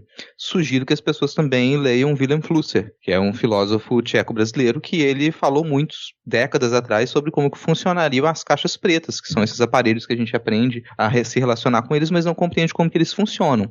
Então, para vocês entenderem essas pessoas, assim, não é gente tão diferente, não é gente tão estúpida. A gente confia no nosso aparelho celular. Quando você aperta um botão, aparece uma imagem na tela. Se você pedir para a maioria das pessoas explicarem como que isso acontece, elas não sabem, mas elas confiam que acontece. Então é uma espécie de relação religiosa, quando você não entende como que aquilo acontece, não sabe explicar. Para essas pessoas, tudo é relação religiosa. Mas dá para você explicar para essas pessoas como que aquilo funciona. Dá. É um caminho muito árduo, é um caminho muito longo. E dá. Felizmente, elas são poucas as pessoas que elas vão sentir essa necessidade. Se elas não compreenderem tecnicamente aquilo, elas não vão confiar. Em alguma medida elas não estão erradas. Você precisa compreender tecnicamente como que as coisas funcionam. Então, para a galera que está embarcando, e tem gente da esquerda que embarca nesse discurso do voto impresso e diz que isso é válido. Gente, a gente precisa de maior transparência na audição das urnas? Precisa. Na auditoria das urnas? Precisa. Mas essa transparência é você ter o código aberto, qualquer pessoa poder verificar o código, você verifica o código e observa como ele funciona. Esse aqui é o código, testa o código, ele vai funcionar dessa maneira. Esse é o mesmo código que está na urna? Então ele não foi fraudado. Para você fraudar a urna, você teria que corromper o código. Então esse é o tipo de auditoria das urnas que a gente quer, e que é sempre bom. Não tem relação nenhuma com o voto impresso. Você não precisa que as pessoas imprimir voto individualmente para fazer essa contagem, não. Só precisa compreender como é que funciona a programação das urnas. E é uma coisa que a gente deixou de ver na educação mesmo, de gerações, para as pessoas saberem como funciona a programação. E na comunicação, que é uma coisa que a gente sempre bate na tecla aqui, né, cara? A comunicação realmente falhou ao longo dos anos e acaba virando essa bola de neve que depois, para você desconstruir ela, ferrou, né? Ferrou demais. Mas, quer comentar alguma coisa? Quero um comentário. É que a gente... São duas coisas que a gente vem falando já há muito tempo, né? Que é a questão do voto impresso vai ter sempre muito a ver com o voto de cabresto no Brasil. É uma herança maldita, né, que a gente não consegue se livrar. E a segunda coisa é que o Bolsonaro, né, como a gente comentou mais cedo, ele pode não ter poder para chamar o povo para as ruas, mas ele tem o poder de chamar a polícia para as ruas. Então, quando ele fala de esticar a corda e ameaça, mais uma vez, dessa vez assim, mais claramente ainda o Barroso ou o TSE, a gente tem que lembrar que ele tem sim o poder de chamar a polícia para a rua. E aí é foda. Exatamente, cara, exatamente. Eu quero aproveitar para responder um tweet aleatório, não lembro de quem que foi, mas o pessoal foi falar, nossa, o brasileiro, tá bom, o brasileiro vai pegar R$50 de um candidato, votar em outro e depois pegar o comprovante impresso e jogar fora. colega, se você fizer isso numa área de milícia, você morre.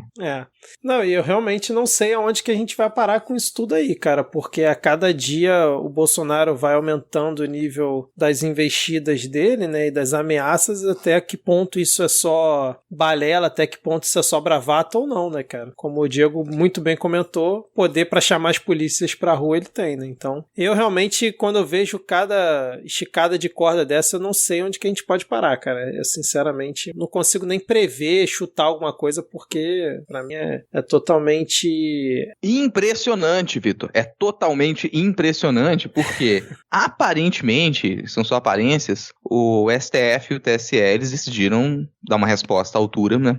Bater de frente e escapar das notas de repúdio, e além da nota de repúdio conjunta, que ela saiu, porque não pode faltar, né? A gente não consegue viver institucionalmente sem nota de repúdio. Como é que é, Diego? O gerador da estrela de nota de repúdio? Maquininha de nota de repúdio da estrela. Né? Premium, no caso do STF. O que aconteceu foi que, por unanimidade, né?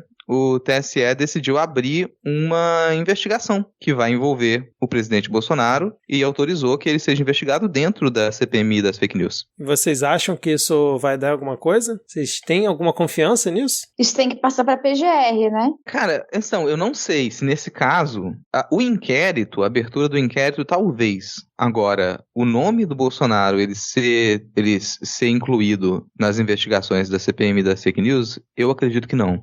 E aí é que também fica aquela dúvida, a CPMI das fake news está acontecendo há muito tempo e não necessariamente vai dar alguma coisa. A CPMI pode gerar um inquérito, e esse inquérito pode envolver o presidente Bolsonaro.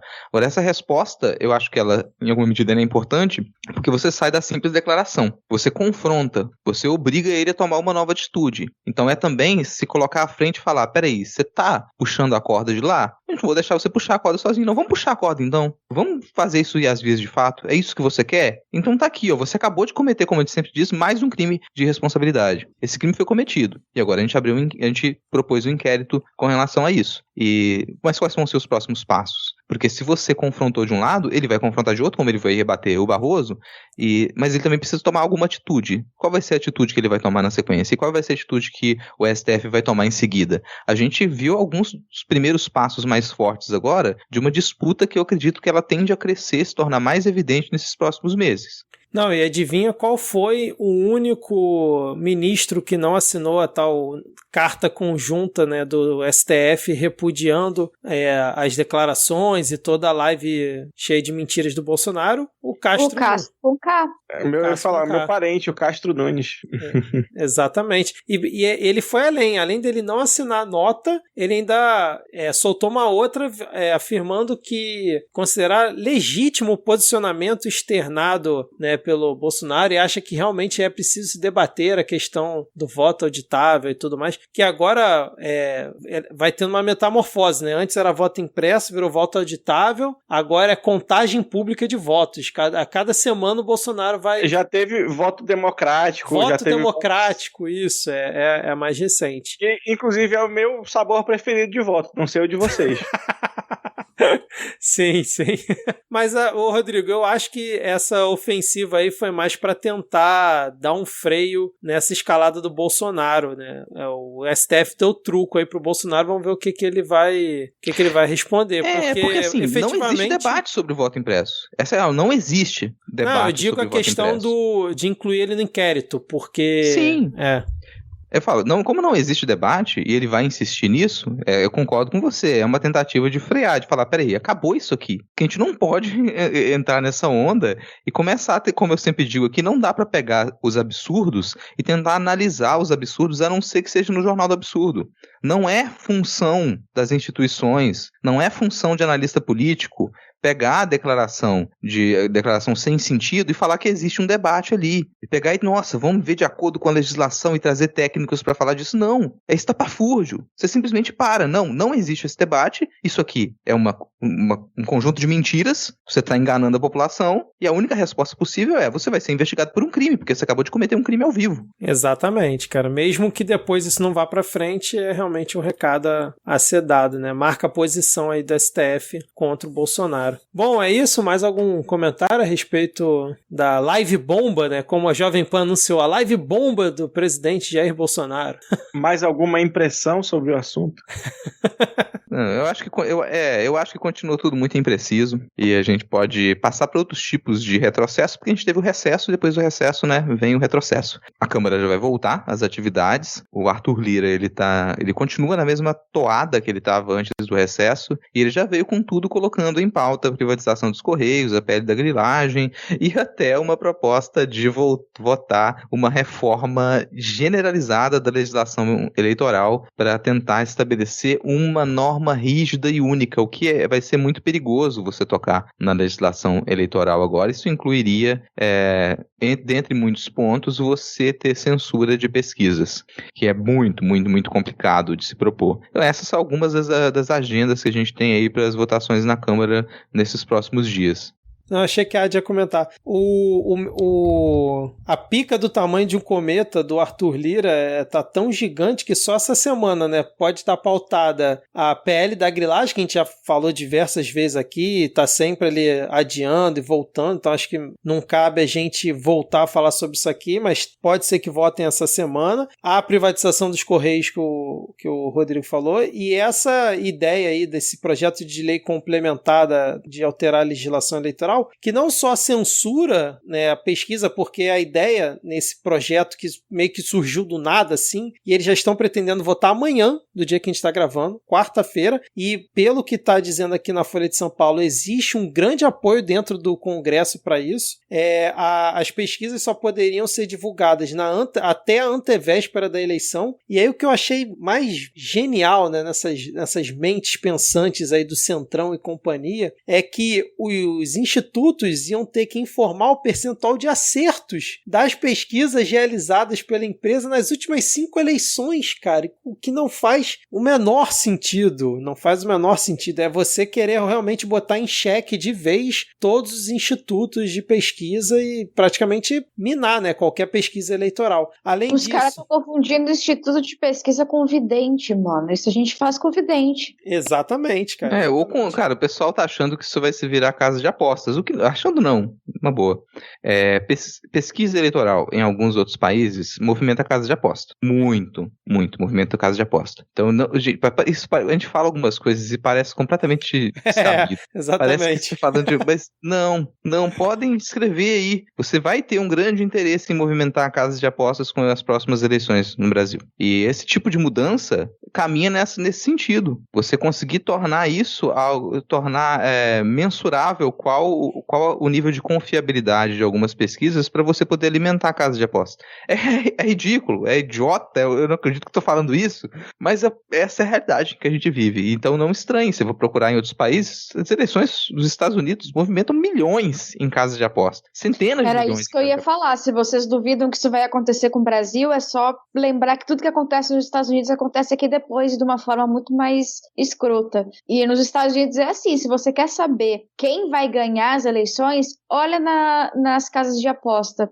porque os ricos dos Estados Unidos costumam apostar e ganhar sempre no presidente que ganha as eleições. Não, e aí essa ideia dele tem outras coisas malucas, que é tipo, as despesas, né, dos partidos teriam que ser analisadas pela Justiça Eleitoral em no máximo 2 anos, atualmente é 5, e se não tiver um parecer, tá considerado que foi ok, não tem punição nenhuma. E aí tem umas outras coisas aqui muito loucas, cara, que eu tava lendo aqui, eu tô tentando achar aqui na reportagem, que é tipo assim, alguns crimes, tipo compra de voto, passa a não ser mais crime, é só uma multa, sei lá, de 5 a 100 mil reais. Se você fizer o transporte irregular de eleitores... De 5 mil, né?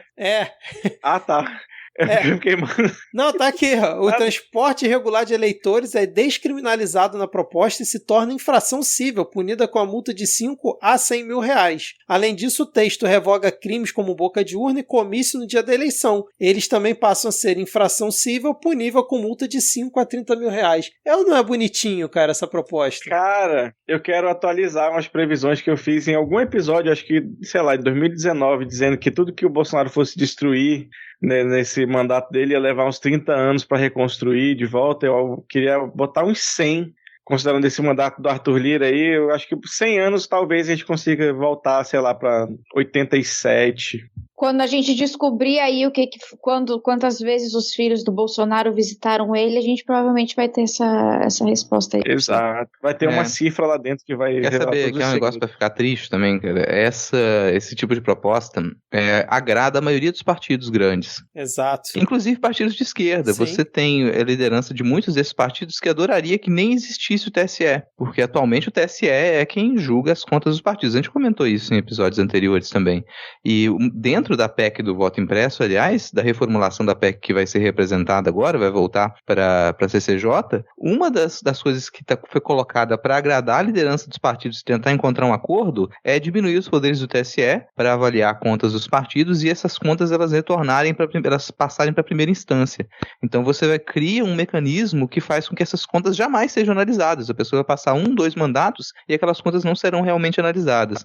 Então você tirar poderes do TSE ou você pressionar o TSE de alguma maneira é de interesse de muitos dos partidos, inclusive de esquerda. Então aí coleguinha que fala, nossa, somos todos partidos progressistas, estamos todos no mesmo barco, todo mundo contra o governo Bolsonaro. Você não faz a menor ideia da escala de investimento nas eleições quando a gente fala de eleições municipais, por exemplo. 5.000 e poucos municípios, com todo tipo de articulação, entre todos os partidos que você imaginar, entre PT e PSL, articulando em outros municípios. Você não faz ideia do tipo de movimentação que a gente tem, da escala disso. Para um pouquinho e pensa. E aí você percebe como que é arriscado você trazer uma proposta dessa agora na mão do Arthur Lira, isso tende a vingar. Aliás, o Arthur Lira também deve puxar a reforma administrativa agora, porque se não conseguir fazer essas votações a toque de caixa, nessas próximas semanas, algumas dessas votações elas têm que passar 2 vezes pela Câmara, tem que ir ao Senado, passar 2 vezes pelo Senado, com um alto risco dela voltar e ter que ser reanalisada na Câmara, ainda contando com possíveis vetos do presidente que têm que ser retornados. E você vai precisar fechar isso tudo até novembro. O risco que o Arthur Lira prevê é não conseguir votar todas as coisas que ele foi pago para votar. Então ele não vai conseguir já pagar aqueles tratores que ele ganhou. O tratoraço está aí. Então em 2, 3 semanas a gente vai observar essa aceleração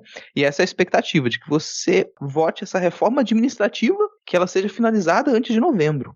E a privatização dos Correios, que pra mim é favas contadas, a gente já perdeu essa, inclusive o Freixo, quando esteve aqui com a gente, ele cantou essa bola, né, que isso aí também já era favas contadas, e cara, o Fábio Faria foi fazer um pronunciamento em rede nacional pra defender a privatização dos Correios, é o nível de loucura que a gente tá, cara, o ministro das Comunicações foi na TV defender a privatização de uma estatal como sendo uma coisa boa para o país, cara. Nem FHC, nem lá no governo tucano a gente pensaria numa situação como essa, cara. Pra pensar, o Diego falou só em 100 anos, bom, a não ser que a gente promova uma revolução acelerada e um processo de estatização de empresas que elas foram privatizadas, vai ser 100 anos. Mas vamos pensar nessa possibilidade, a gente pode aí, na próxima década, a gente conseguir reaver o poder no país e promover processos de estatização. É pouquíssimo provável? Isso parece um sonho? Sim. Eu acredito no que eu tô falando? Não. E nem taxar grandes fortunas, Rodrigo, já que, né, temos aí o nosso querido amigo Lula que comentou semana passada que esse negócio de taxar grandes fortunas não é pra gente aplicar. Óbvio, não foi com a mesma ideia que o Bolsonaro também falou recentemente, mas no fim das contas acaba tendo o mesmo destino, né, cara? E aí, CPI da Covid, vamos agora fechar esse bloco? Vamos fechar esse bloco e a gente passa agora para a segunda temporada da CPI da Covid. Fica aí o meu elogio pro pessoal que tem muito tempo para fazer pôster de ilustração com os senadores. Belo Aquilo pôster, deve ter dado um trampo do caralho. Um belo pôster, cara. Belo pôster. Vou até pegar o nome da pessoa aqui pra gente falar que... vai falando aí que eu pego aqui. Puxa aí, voltou a CPI, né? A CPI tava junto com o recesso agora e tá a população brasileira desesperada. O tuiteiro não sabe o que vai fazer, as pessoas começaram a vir à noite para acompanhar Olimpíadas e agora é Olimpíada de madrugada, CPI na tarde, CPI durante o dia. O brasileiro não dorme mais. Acabou, assim. A gente não vai ter mais tempo para dormir, é uma ou outra horinha ali, você dorme nos 20 minutos que o Almar Aziz vai tomar um cafezinho, fazer telefonema e é o que você tem. E voltou com primeiro depoimento do reverendo Hamilton. O reverendo Hamilton Gomes de Paula deu o seu depoimento hoje A gente pode comentar algumas outras revelações que teve aí, mas o caso do depoimento do Hamilton, ele foi lento, assim. Vou ver o que vocês vão falar, talvez o Diego e a Adi tenham acompanhado mais, o Vitor já comentou que não conseguiu acompanhar isso hoje, alguém tá corrigindo a pauta porque eu havia escrito Hamilton no lugar de Hamilton. Hamilton tá virando um nome maldito no Brasil, né? A gente fala de Hamilton no Brasil, tá virando um nome maldito. Quem é Hamilton Gomes de Paula e por que ele não consegue falar mais que 10 palavras por minuto, Adi? Para começar, que Hamilton Gomes de Paula é uma pessoa cujo nome deveria começar com H e não começa. Tem um erro ali gigantesco, consigo aceitar Hamilton com A. Ele é um reverendo da Assembleia de Deus, era da Assembleia de Deus. Ele tem uma ONG que, na verdade, está mais para uma seita, mas tudo bem, eu vou aceitar como ONG, que começou como Senar e depois virou para Senar, né? Era a Secretaria Nacional de Assuntos Humanitários e agora é a Secretaria Nacional de Assuntos Religiosos. Seu Hamilton Gomes de Paula, ele foi um intermediário de Domenguete e Cristiano Carvalho da Davati com o Ministério da Saúde, mas ele disse que ele simplesmente procurou na internet um e-mail para entrar em contato com o Ministério da Saúde, mandou um e-mail para o Ministério às 20:01 da tarde, pedindo uma reunião para as 4:30 daquele mesmo dia, não recebeu resposta, entrou no Uber e foi lá no Ministério da Saúde, 4 horas. Você sabe o que é isso, Adi? Isso chama fé. A fé move montanhas, ela move até a propina do Ministério da Saúde, cara. Move até 400 milhões de vacinas, né? E o legal, eu achei muito criativo. E o legal, Adi, rapidinho, o bom de não ter acompanhado hoje é que você vai falando aí e eu vou pensando aqui, cara, que vai ser muito absurdo. Eu vou sendo pego de surpresa aqui, cara, tá muito bom. Não, eu achei que a gente não teria nenhuma história mais estapafúrdia do que parei pra tomar um chopp e me ofereceram 400 milhões de doses de vacina. Achou errado, otário. Cara, sim, me surpreendeu nesse ponto, me surpreendeu. Pra mim, a gente tem alguns momentos bons nesse depoimento, mas na maior parte do tempo, o Hamilton, ele me pareceu tergiversar, ele não quis responder, as pessoas faziam a pergunta pra ele, ele ficava ali, não respondia, e posso contextualizar? Aí falava, pode, ele não contextualizava, ele continuava calado e vinha outra pessoa e falava, você conhece a pessoa? Não conheço, não me lembro, a péssima memória dele. Aí você vê que, né, o efeito de certos psicotrópicos na cabeça da pessoa. Não consegue se lembrar de nada, o rapaz. E isso foi, aliás, uma das coisas que todo mundo pegou no pé, assim, peraí, como assim? A gente tá te mostrando as mensagens aqui, tá te mostrando os e-mails, você não consegue se lembrar do nome de ninguém, mas nada vai superar, pra mim, o grande momento desse depoimento em que a gente conhece esse personagem chamado Aldebaran, o super-homem brasileiro. A gente pegou isso ao vivo, né? A gente tava assistindo, tá na TV e a gente conversando sobre essas coisas do nada. Alguém fala algo assim e você se vira pra tentar saber o que tá acontecendo. Alguém fala, nossa, eu vi Fanta, Tubaína, super-homem, cavalo no carrossel, tênis do Superman. Bicho, alguém faz um funk com isso, por favor. Que é isso? Eu tô em Nárnia? Cara, foi... eu vou tentar contextualizar para vocês entenderem a loucura que está tomando conta deste país. O senador, cujo nome é Jean Paul Prats, ele resolveu explicar aí quem são as pessoas e os donos dos brasões dos documentos desse tal do Senar. E aí ele começa a falar, não, mas é porque esses nomes parecem ser muito, muito oficiais, coisas de governo, coisas até de organismos internacionais, né? Isso é estelionato, não sei o quê. Inclusive, o dono dessa ONG aqui, que utiliza, a ONG utiliza a logo da ONU, mas modifica o nome.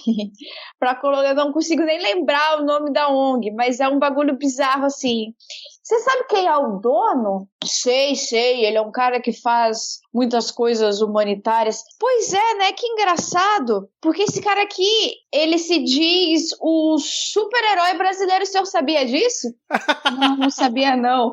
Pois é! Ai, velho, que coisa ridícula. E também nesse meio tempo tinha um cara que também era de uma ONG, também parece oficial, que ele tem parceria e recebeu uma homenagem da Senar pelos seus atos humanitários. E aí seu Jean Paul Prats perguntou, mas ele é instrutor de tiro. Esse é um trabalho humanitário? O senhor considera esse trabalho humanitário? Não, senhor senador.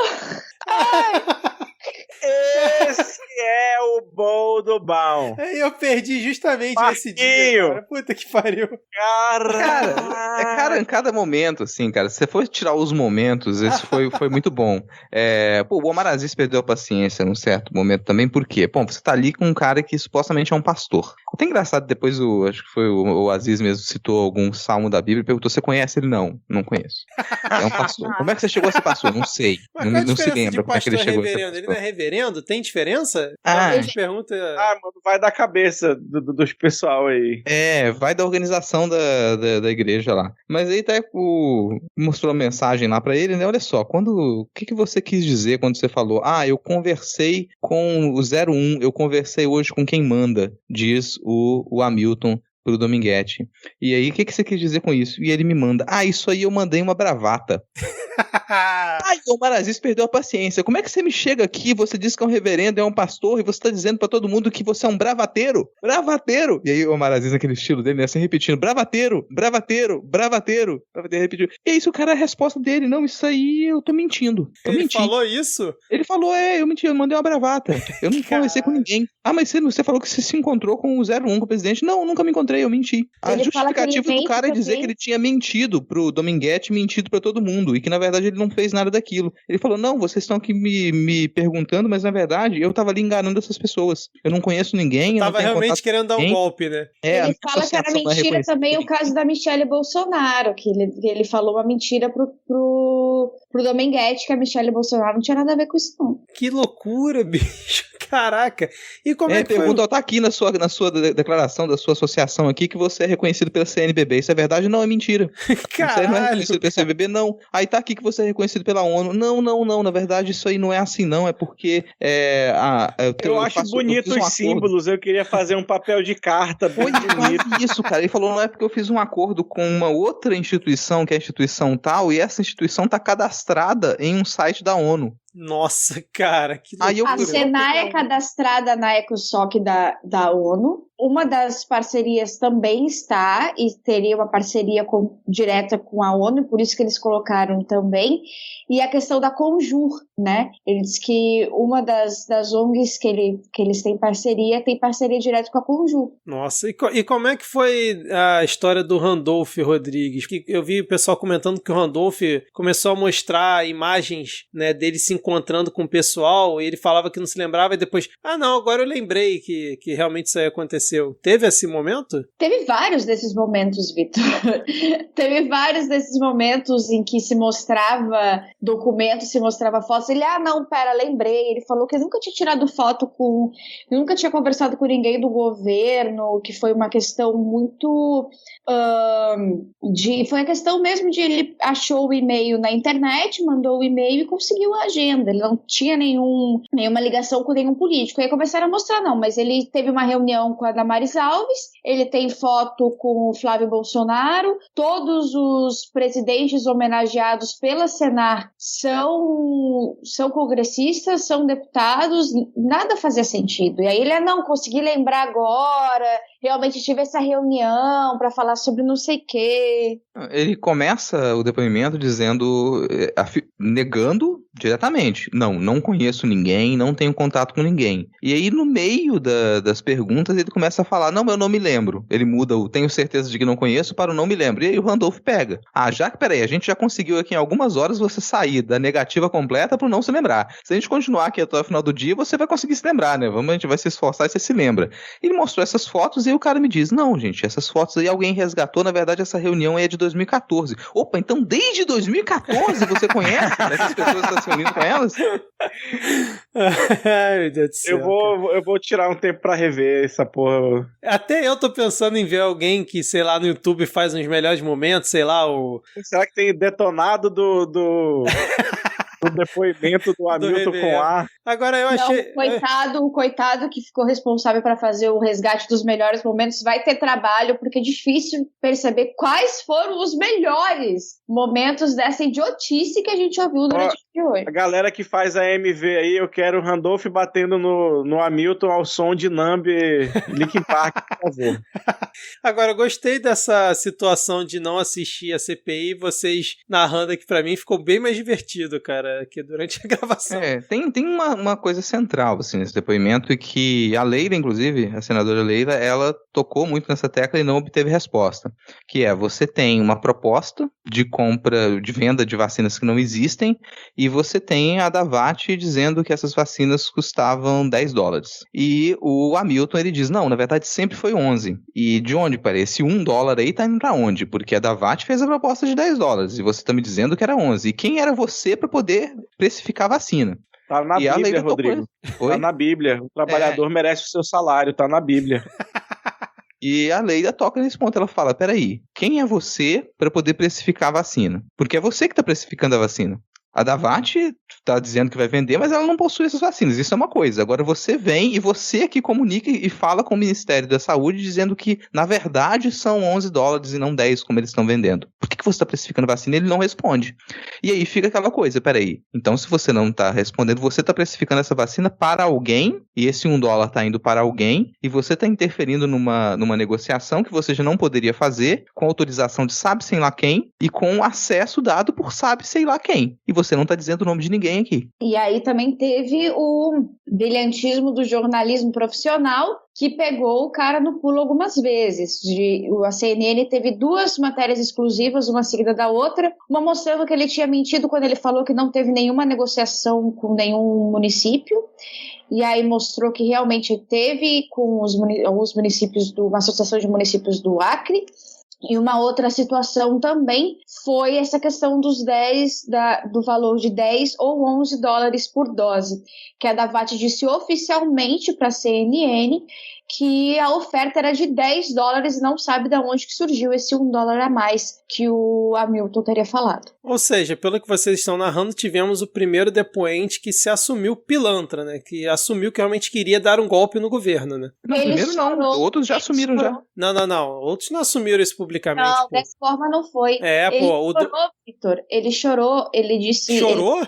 Ele pediu perdão. Que isso? Ele foi usado, mas que ele tinha culpa também. Caraca. E aí perguntaram pra ele que ele tinha culpa do quê? Do que ele se arrepende. Aí ele falou de ter mexido com vacina. Nossa, cara. Porque assim, o Dominguete, ele foi lá pra dizer que ele não tinha culpa, que a culpa era do Cristiano, e que ele, na verdade, meio que caiu de gaiato. O Cristiano foi lá, o cara da Davat, pra dizer que, na verdade, a culpa era do Dominguete, que ele nunca tinha feito nada, que a culpa era, sei lá de quem, lá do Instituto Força Brasil. A menina, a Emanuele lá da Precisa, disse que não fez nada de errado e que a culpa era, sei lá de quem que tava inventando, dos irmãos Miranda. Então, ninguém assumiu que tava querendo realmente a Emanuela Medrades, ela falou nitidamente que ela não via problema nenhum naquele tipo de negociação, que é uma negociação criminosa. Então ela falou, sim, não, tem algum problema nisso? Porque pra ela tava tudo ok. Peraí, não, ela assumiu, é isso aqui mesmo, foi assim que eu fiz. E tá tudo bem. Não tá. Isso é uma negociação criminosa. Aliás, o celular da Emanuela Medrades, ele saiu aqui, tá na Folha de São Paulo, né? Nessa quebra de sigilo, encontraram ligação telefônica dela com o oficial da defesa e com o senador governista, que no caso é um Heinz. Isso aí foi um belo plot twist. Ainda teve aquele vídeo dela que o Intercept divulgou, né? Ela combinando numa live as perguntas que teriam com os senadores, né? Acho que a gente nem comentou aqui. Isso foi a Maia, não foi a... Ah, é verdade, tô confundindo, viajei, foi a Mayra Pinheiro. Que verdade. Tá processando o Aziz. Que tá processando o Aziz. E que é até engraçado, né, o shade do Aziz lá falando, nossa, não, saiu um vídeo aqui que a gente nem tinha conhecimento, mas que agora é público, dizendo que ela combinou com os senadores aqui, pergunta e resposta bate-bola, o que eu não acredito de forma nenhuma que algum senador da República iria se prestar a isso.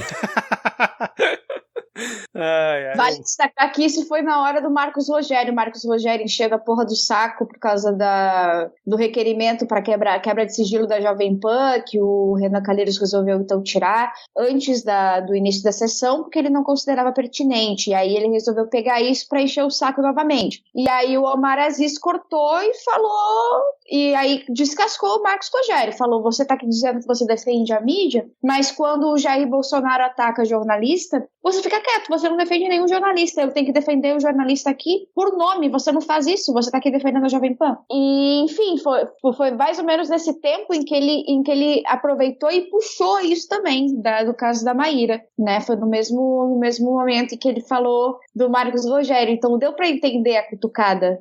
E aí depois ficaram falando, né, que ele era o paladino, né, defensor do jornalismo, aí puxou a carta do eu também sou jornalista, né, e porra nenhuma, ele nunca defendeu ninguém. Aliás, a única parte que eu falei que eu não assisti hoje a CPI, mas eu assisti o comecinho ali, quando eles estavam nesse debate de requerimentos, né, antes de começar. Ou seja, você soltou uma bravata, Vitor Souza? Não, eu não assisti o depoimento.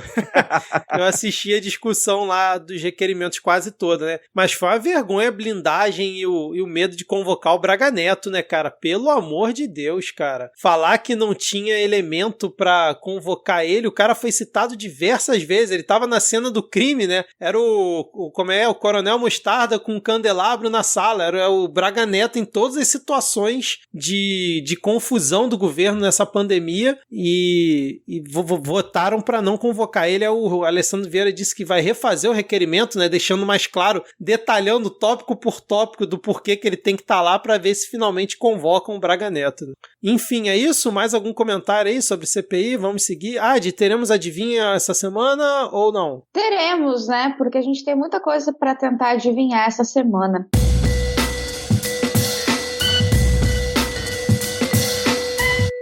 Na semana passada eu perguntei qual que ia ser o próximo ministério abocanhado pelo Centrão. Essa semana a gente não teve nenhuma movimentação, mas, no entanto, todavia, a gente tem as consequências da última movimentação, que é Ciro Nogueira indo para a Casa Civil, a mãe dele assume como suplente no Senado, e na CPI, quem assume o lugar dele é Luiz Carlos Reis, e quem assume Luiz Carlos Reis, quem assume o lugar de Luiz Carlos Reis como suplente é Flavinho Desmaio, e todo mundo sabe que ninguém tem a mínima paciência para esse homem.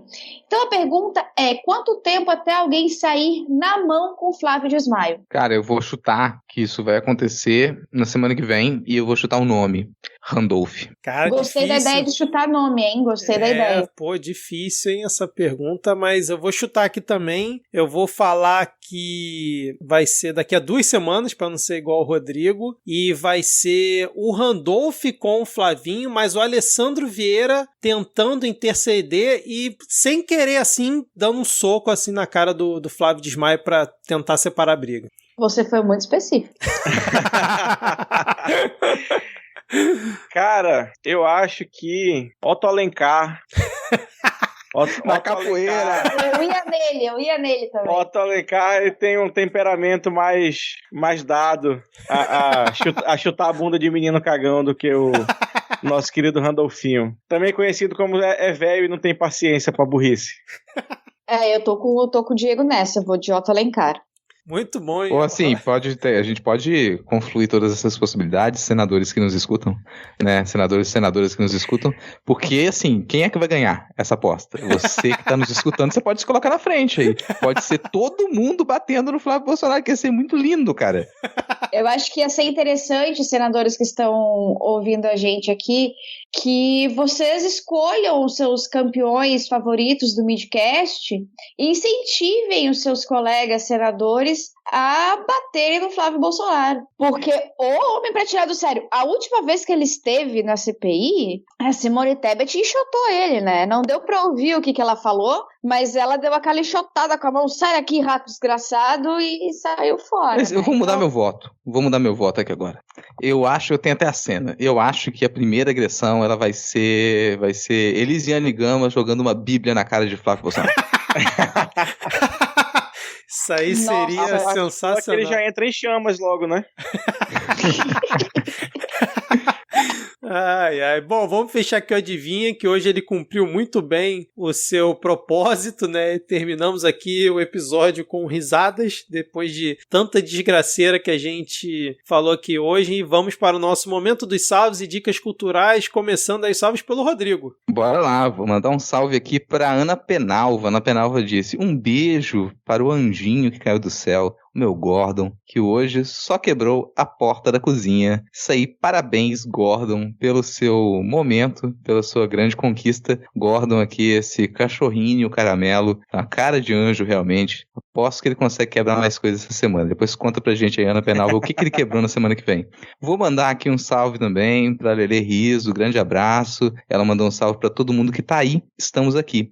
E deixo aqui também meu lembrete aqui, né, pro Denis Almeida. Denis Almeida, ele pediu um salve pro gato Pete, que tá morrendo de frio. Tá lá o gato Pete perto do seu aquecedor, essa onda de frio. Cuidem bem dos seus pets, dos seus bichinhos aí, que eles precisam ser aquecidos. A Letícia, minha querida amiga, @bicicleta, mandou um beijo para todos nós. Mandamos um beijo de volta para você.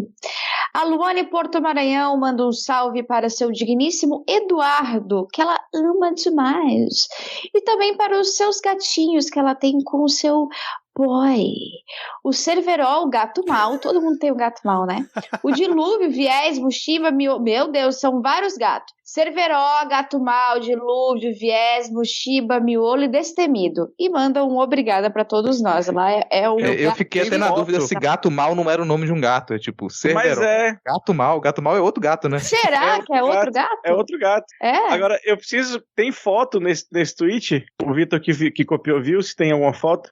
Porque eu preciso muito da foto do gatinho Cerveró. Porque se ele for Cerveró, que eu imagino, ele deve ser muito fofinho. Tem foto, tá todos eles aqui jogados na cama, cara. Vamos ver. E são 7? Na foto aqui eu vejo 5 gatos, cara. Eu vejo 5 gatos também. No comentário dela, Cerveró, gato mal, Dilúvio, Viés, Mushiba, tá faltando assim, 2. tem 5, mas é porque um tá fotografando, né? Tá. Agora então tá faltando tem mais um na iluminação também. Aí dá 7, certinho. 7, tá certo. Não dá pra ver o olho do Cerveró nessa foto, hein? Manda de novo, minha filha. Estamos curiosos pelo Cerveró aqui. Queremos muito saber quem é esse Cerveró. E também o Danilo FN mandou um salve pra geral e agradeceu pelos parabéns. E perguntou pro Rodrigo se ele sabe por onde anda o ex-antiministro Salles. Cara, sumiu, né, da mídia. O Salles sumiu da mídia, boa pergunta. Vou lá, porque é sempre um desagrado você ter que ir no navegador e digitar por onde anda Salles. Mas, bom, certamente ele tá por aí. O cara deve estar em casa, lá torturando alguma árvore. O cara deve ter pensado, tem uma árvore, vou levar uma árvore pra torturar em casa. Tem o cara que faz acupuntura, né? Aí tem o Salles que faz aí BDSM, só que da maneira completamente errada. Mas é um bom lembrete aí do Daniel FM, a gente não pode perder esse pessoal ali do radar, não, porque daqui a pouco ele aparece em outra posição de poder. Mas todo vilão, ele tem aquele momento em que ele vai pra casa descansar, né? Ele vai tirar um cochilo aí de um mês, fazer seus planos malignos para os próximos dias. Eu acho que é mais ou menos nesse momento que o Salles tá da vida dele. Eu só queria lembrar que o Salles não anda porque demônio flutua, mas tudo bem. Caralho. Vamos lá. Um salve para o Charles Rosales, meu amigo Charles. @Ursene2 pediu um beijo para sua esposa e a sua filha. Queria também mandar um beijo para a equipe do Midcast. Muito obrigado, Ursene. Um beijo aí para todos vocês também. Ataíde Júnior, eu aceito um salve, um beijo e um abraço e força para quem vai acompanhar a segunda temporada da CPI da Covid. Aliás, falando nisso, o pôster da CPI da Covid que o Rodrigo comentou agora há pouco, quem fez foi o xará dele, Rodrigo Gafa, @Rodrigo Gafa no Twitter, para quem quiser seguir e acompanhar a arte dele, que ficou sensacional, cara. E também a @Mariane Yurk, manda um beijo pro cachorro da Adi, esse malandrinho, e pro meu chefe, o Murilov, que fez aniversário, gostei disso aqui, Murilov, cara, belo apelido, que fez aniversário dia 29, quem sabe assim ele começa a ouvir o podcast e me libera mais cedo para botar fogo nas coisas. Então vamos lá, um parabéns aí pro Murilov, para ver se a gente convence ele. 3, 2, 1... Vem ouvir. Parabéns pra você. Parabéns pra você. Parabéns pra você. Parabéns pra você.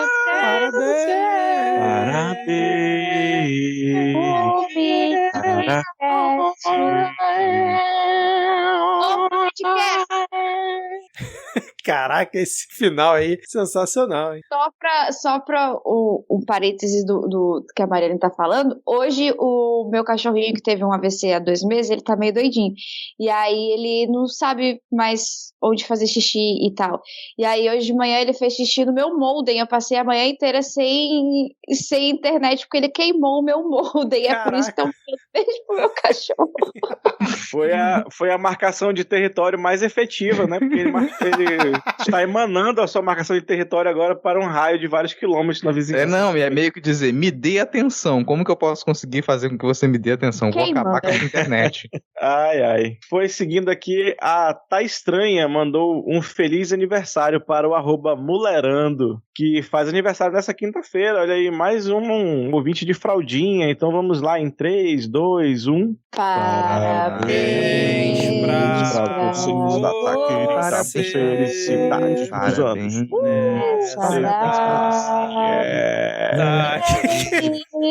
Diego tá fazendo um beatbox Muitos ali. anos de vida. Putz. O @eu sou uma fase. Eu sou uma fase. Todos somos, né? Não, é só uma fase. Tá. Fase. Não é só uma fase, amigo. Mas tudo bem. Queria mandar um salve para a companheira @pedinte de vacina. Olha aí, todos somos. A Adi está pedinte por brevemente. Logo estará conseguinte. Quinta! Vocês vão estar ouvindo isso aí, eu já vou estar jacarezada!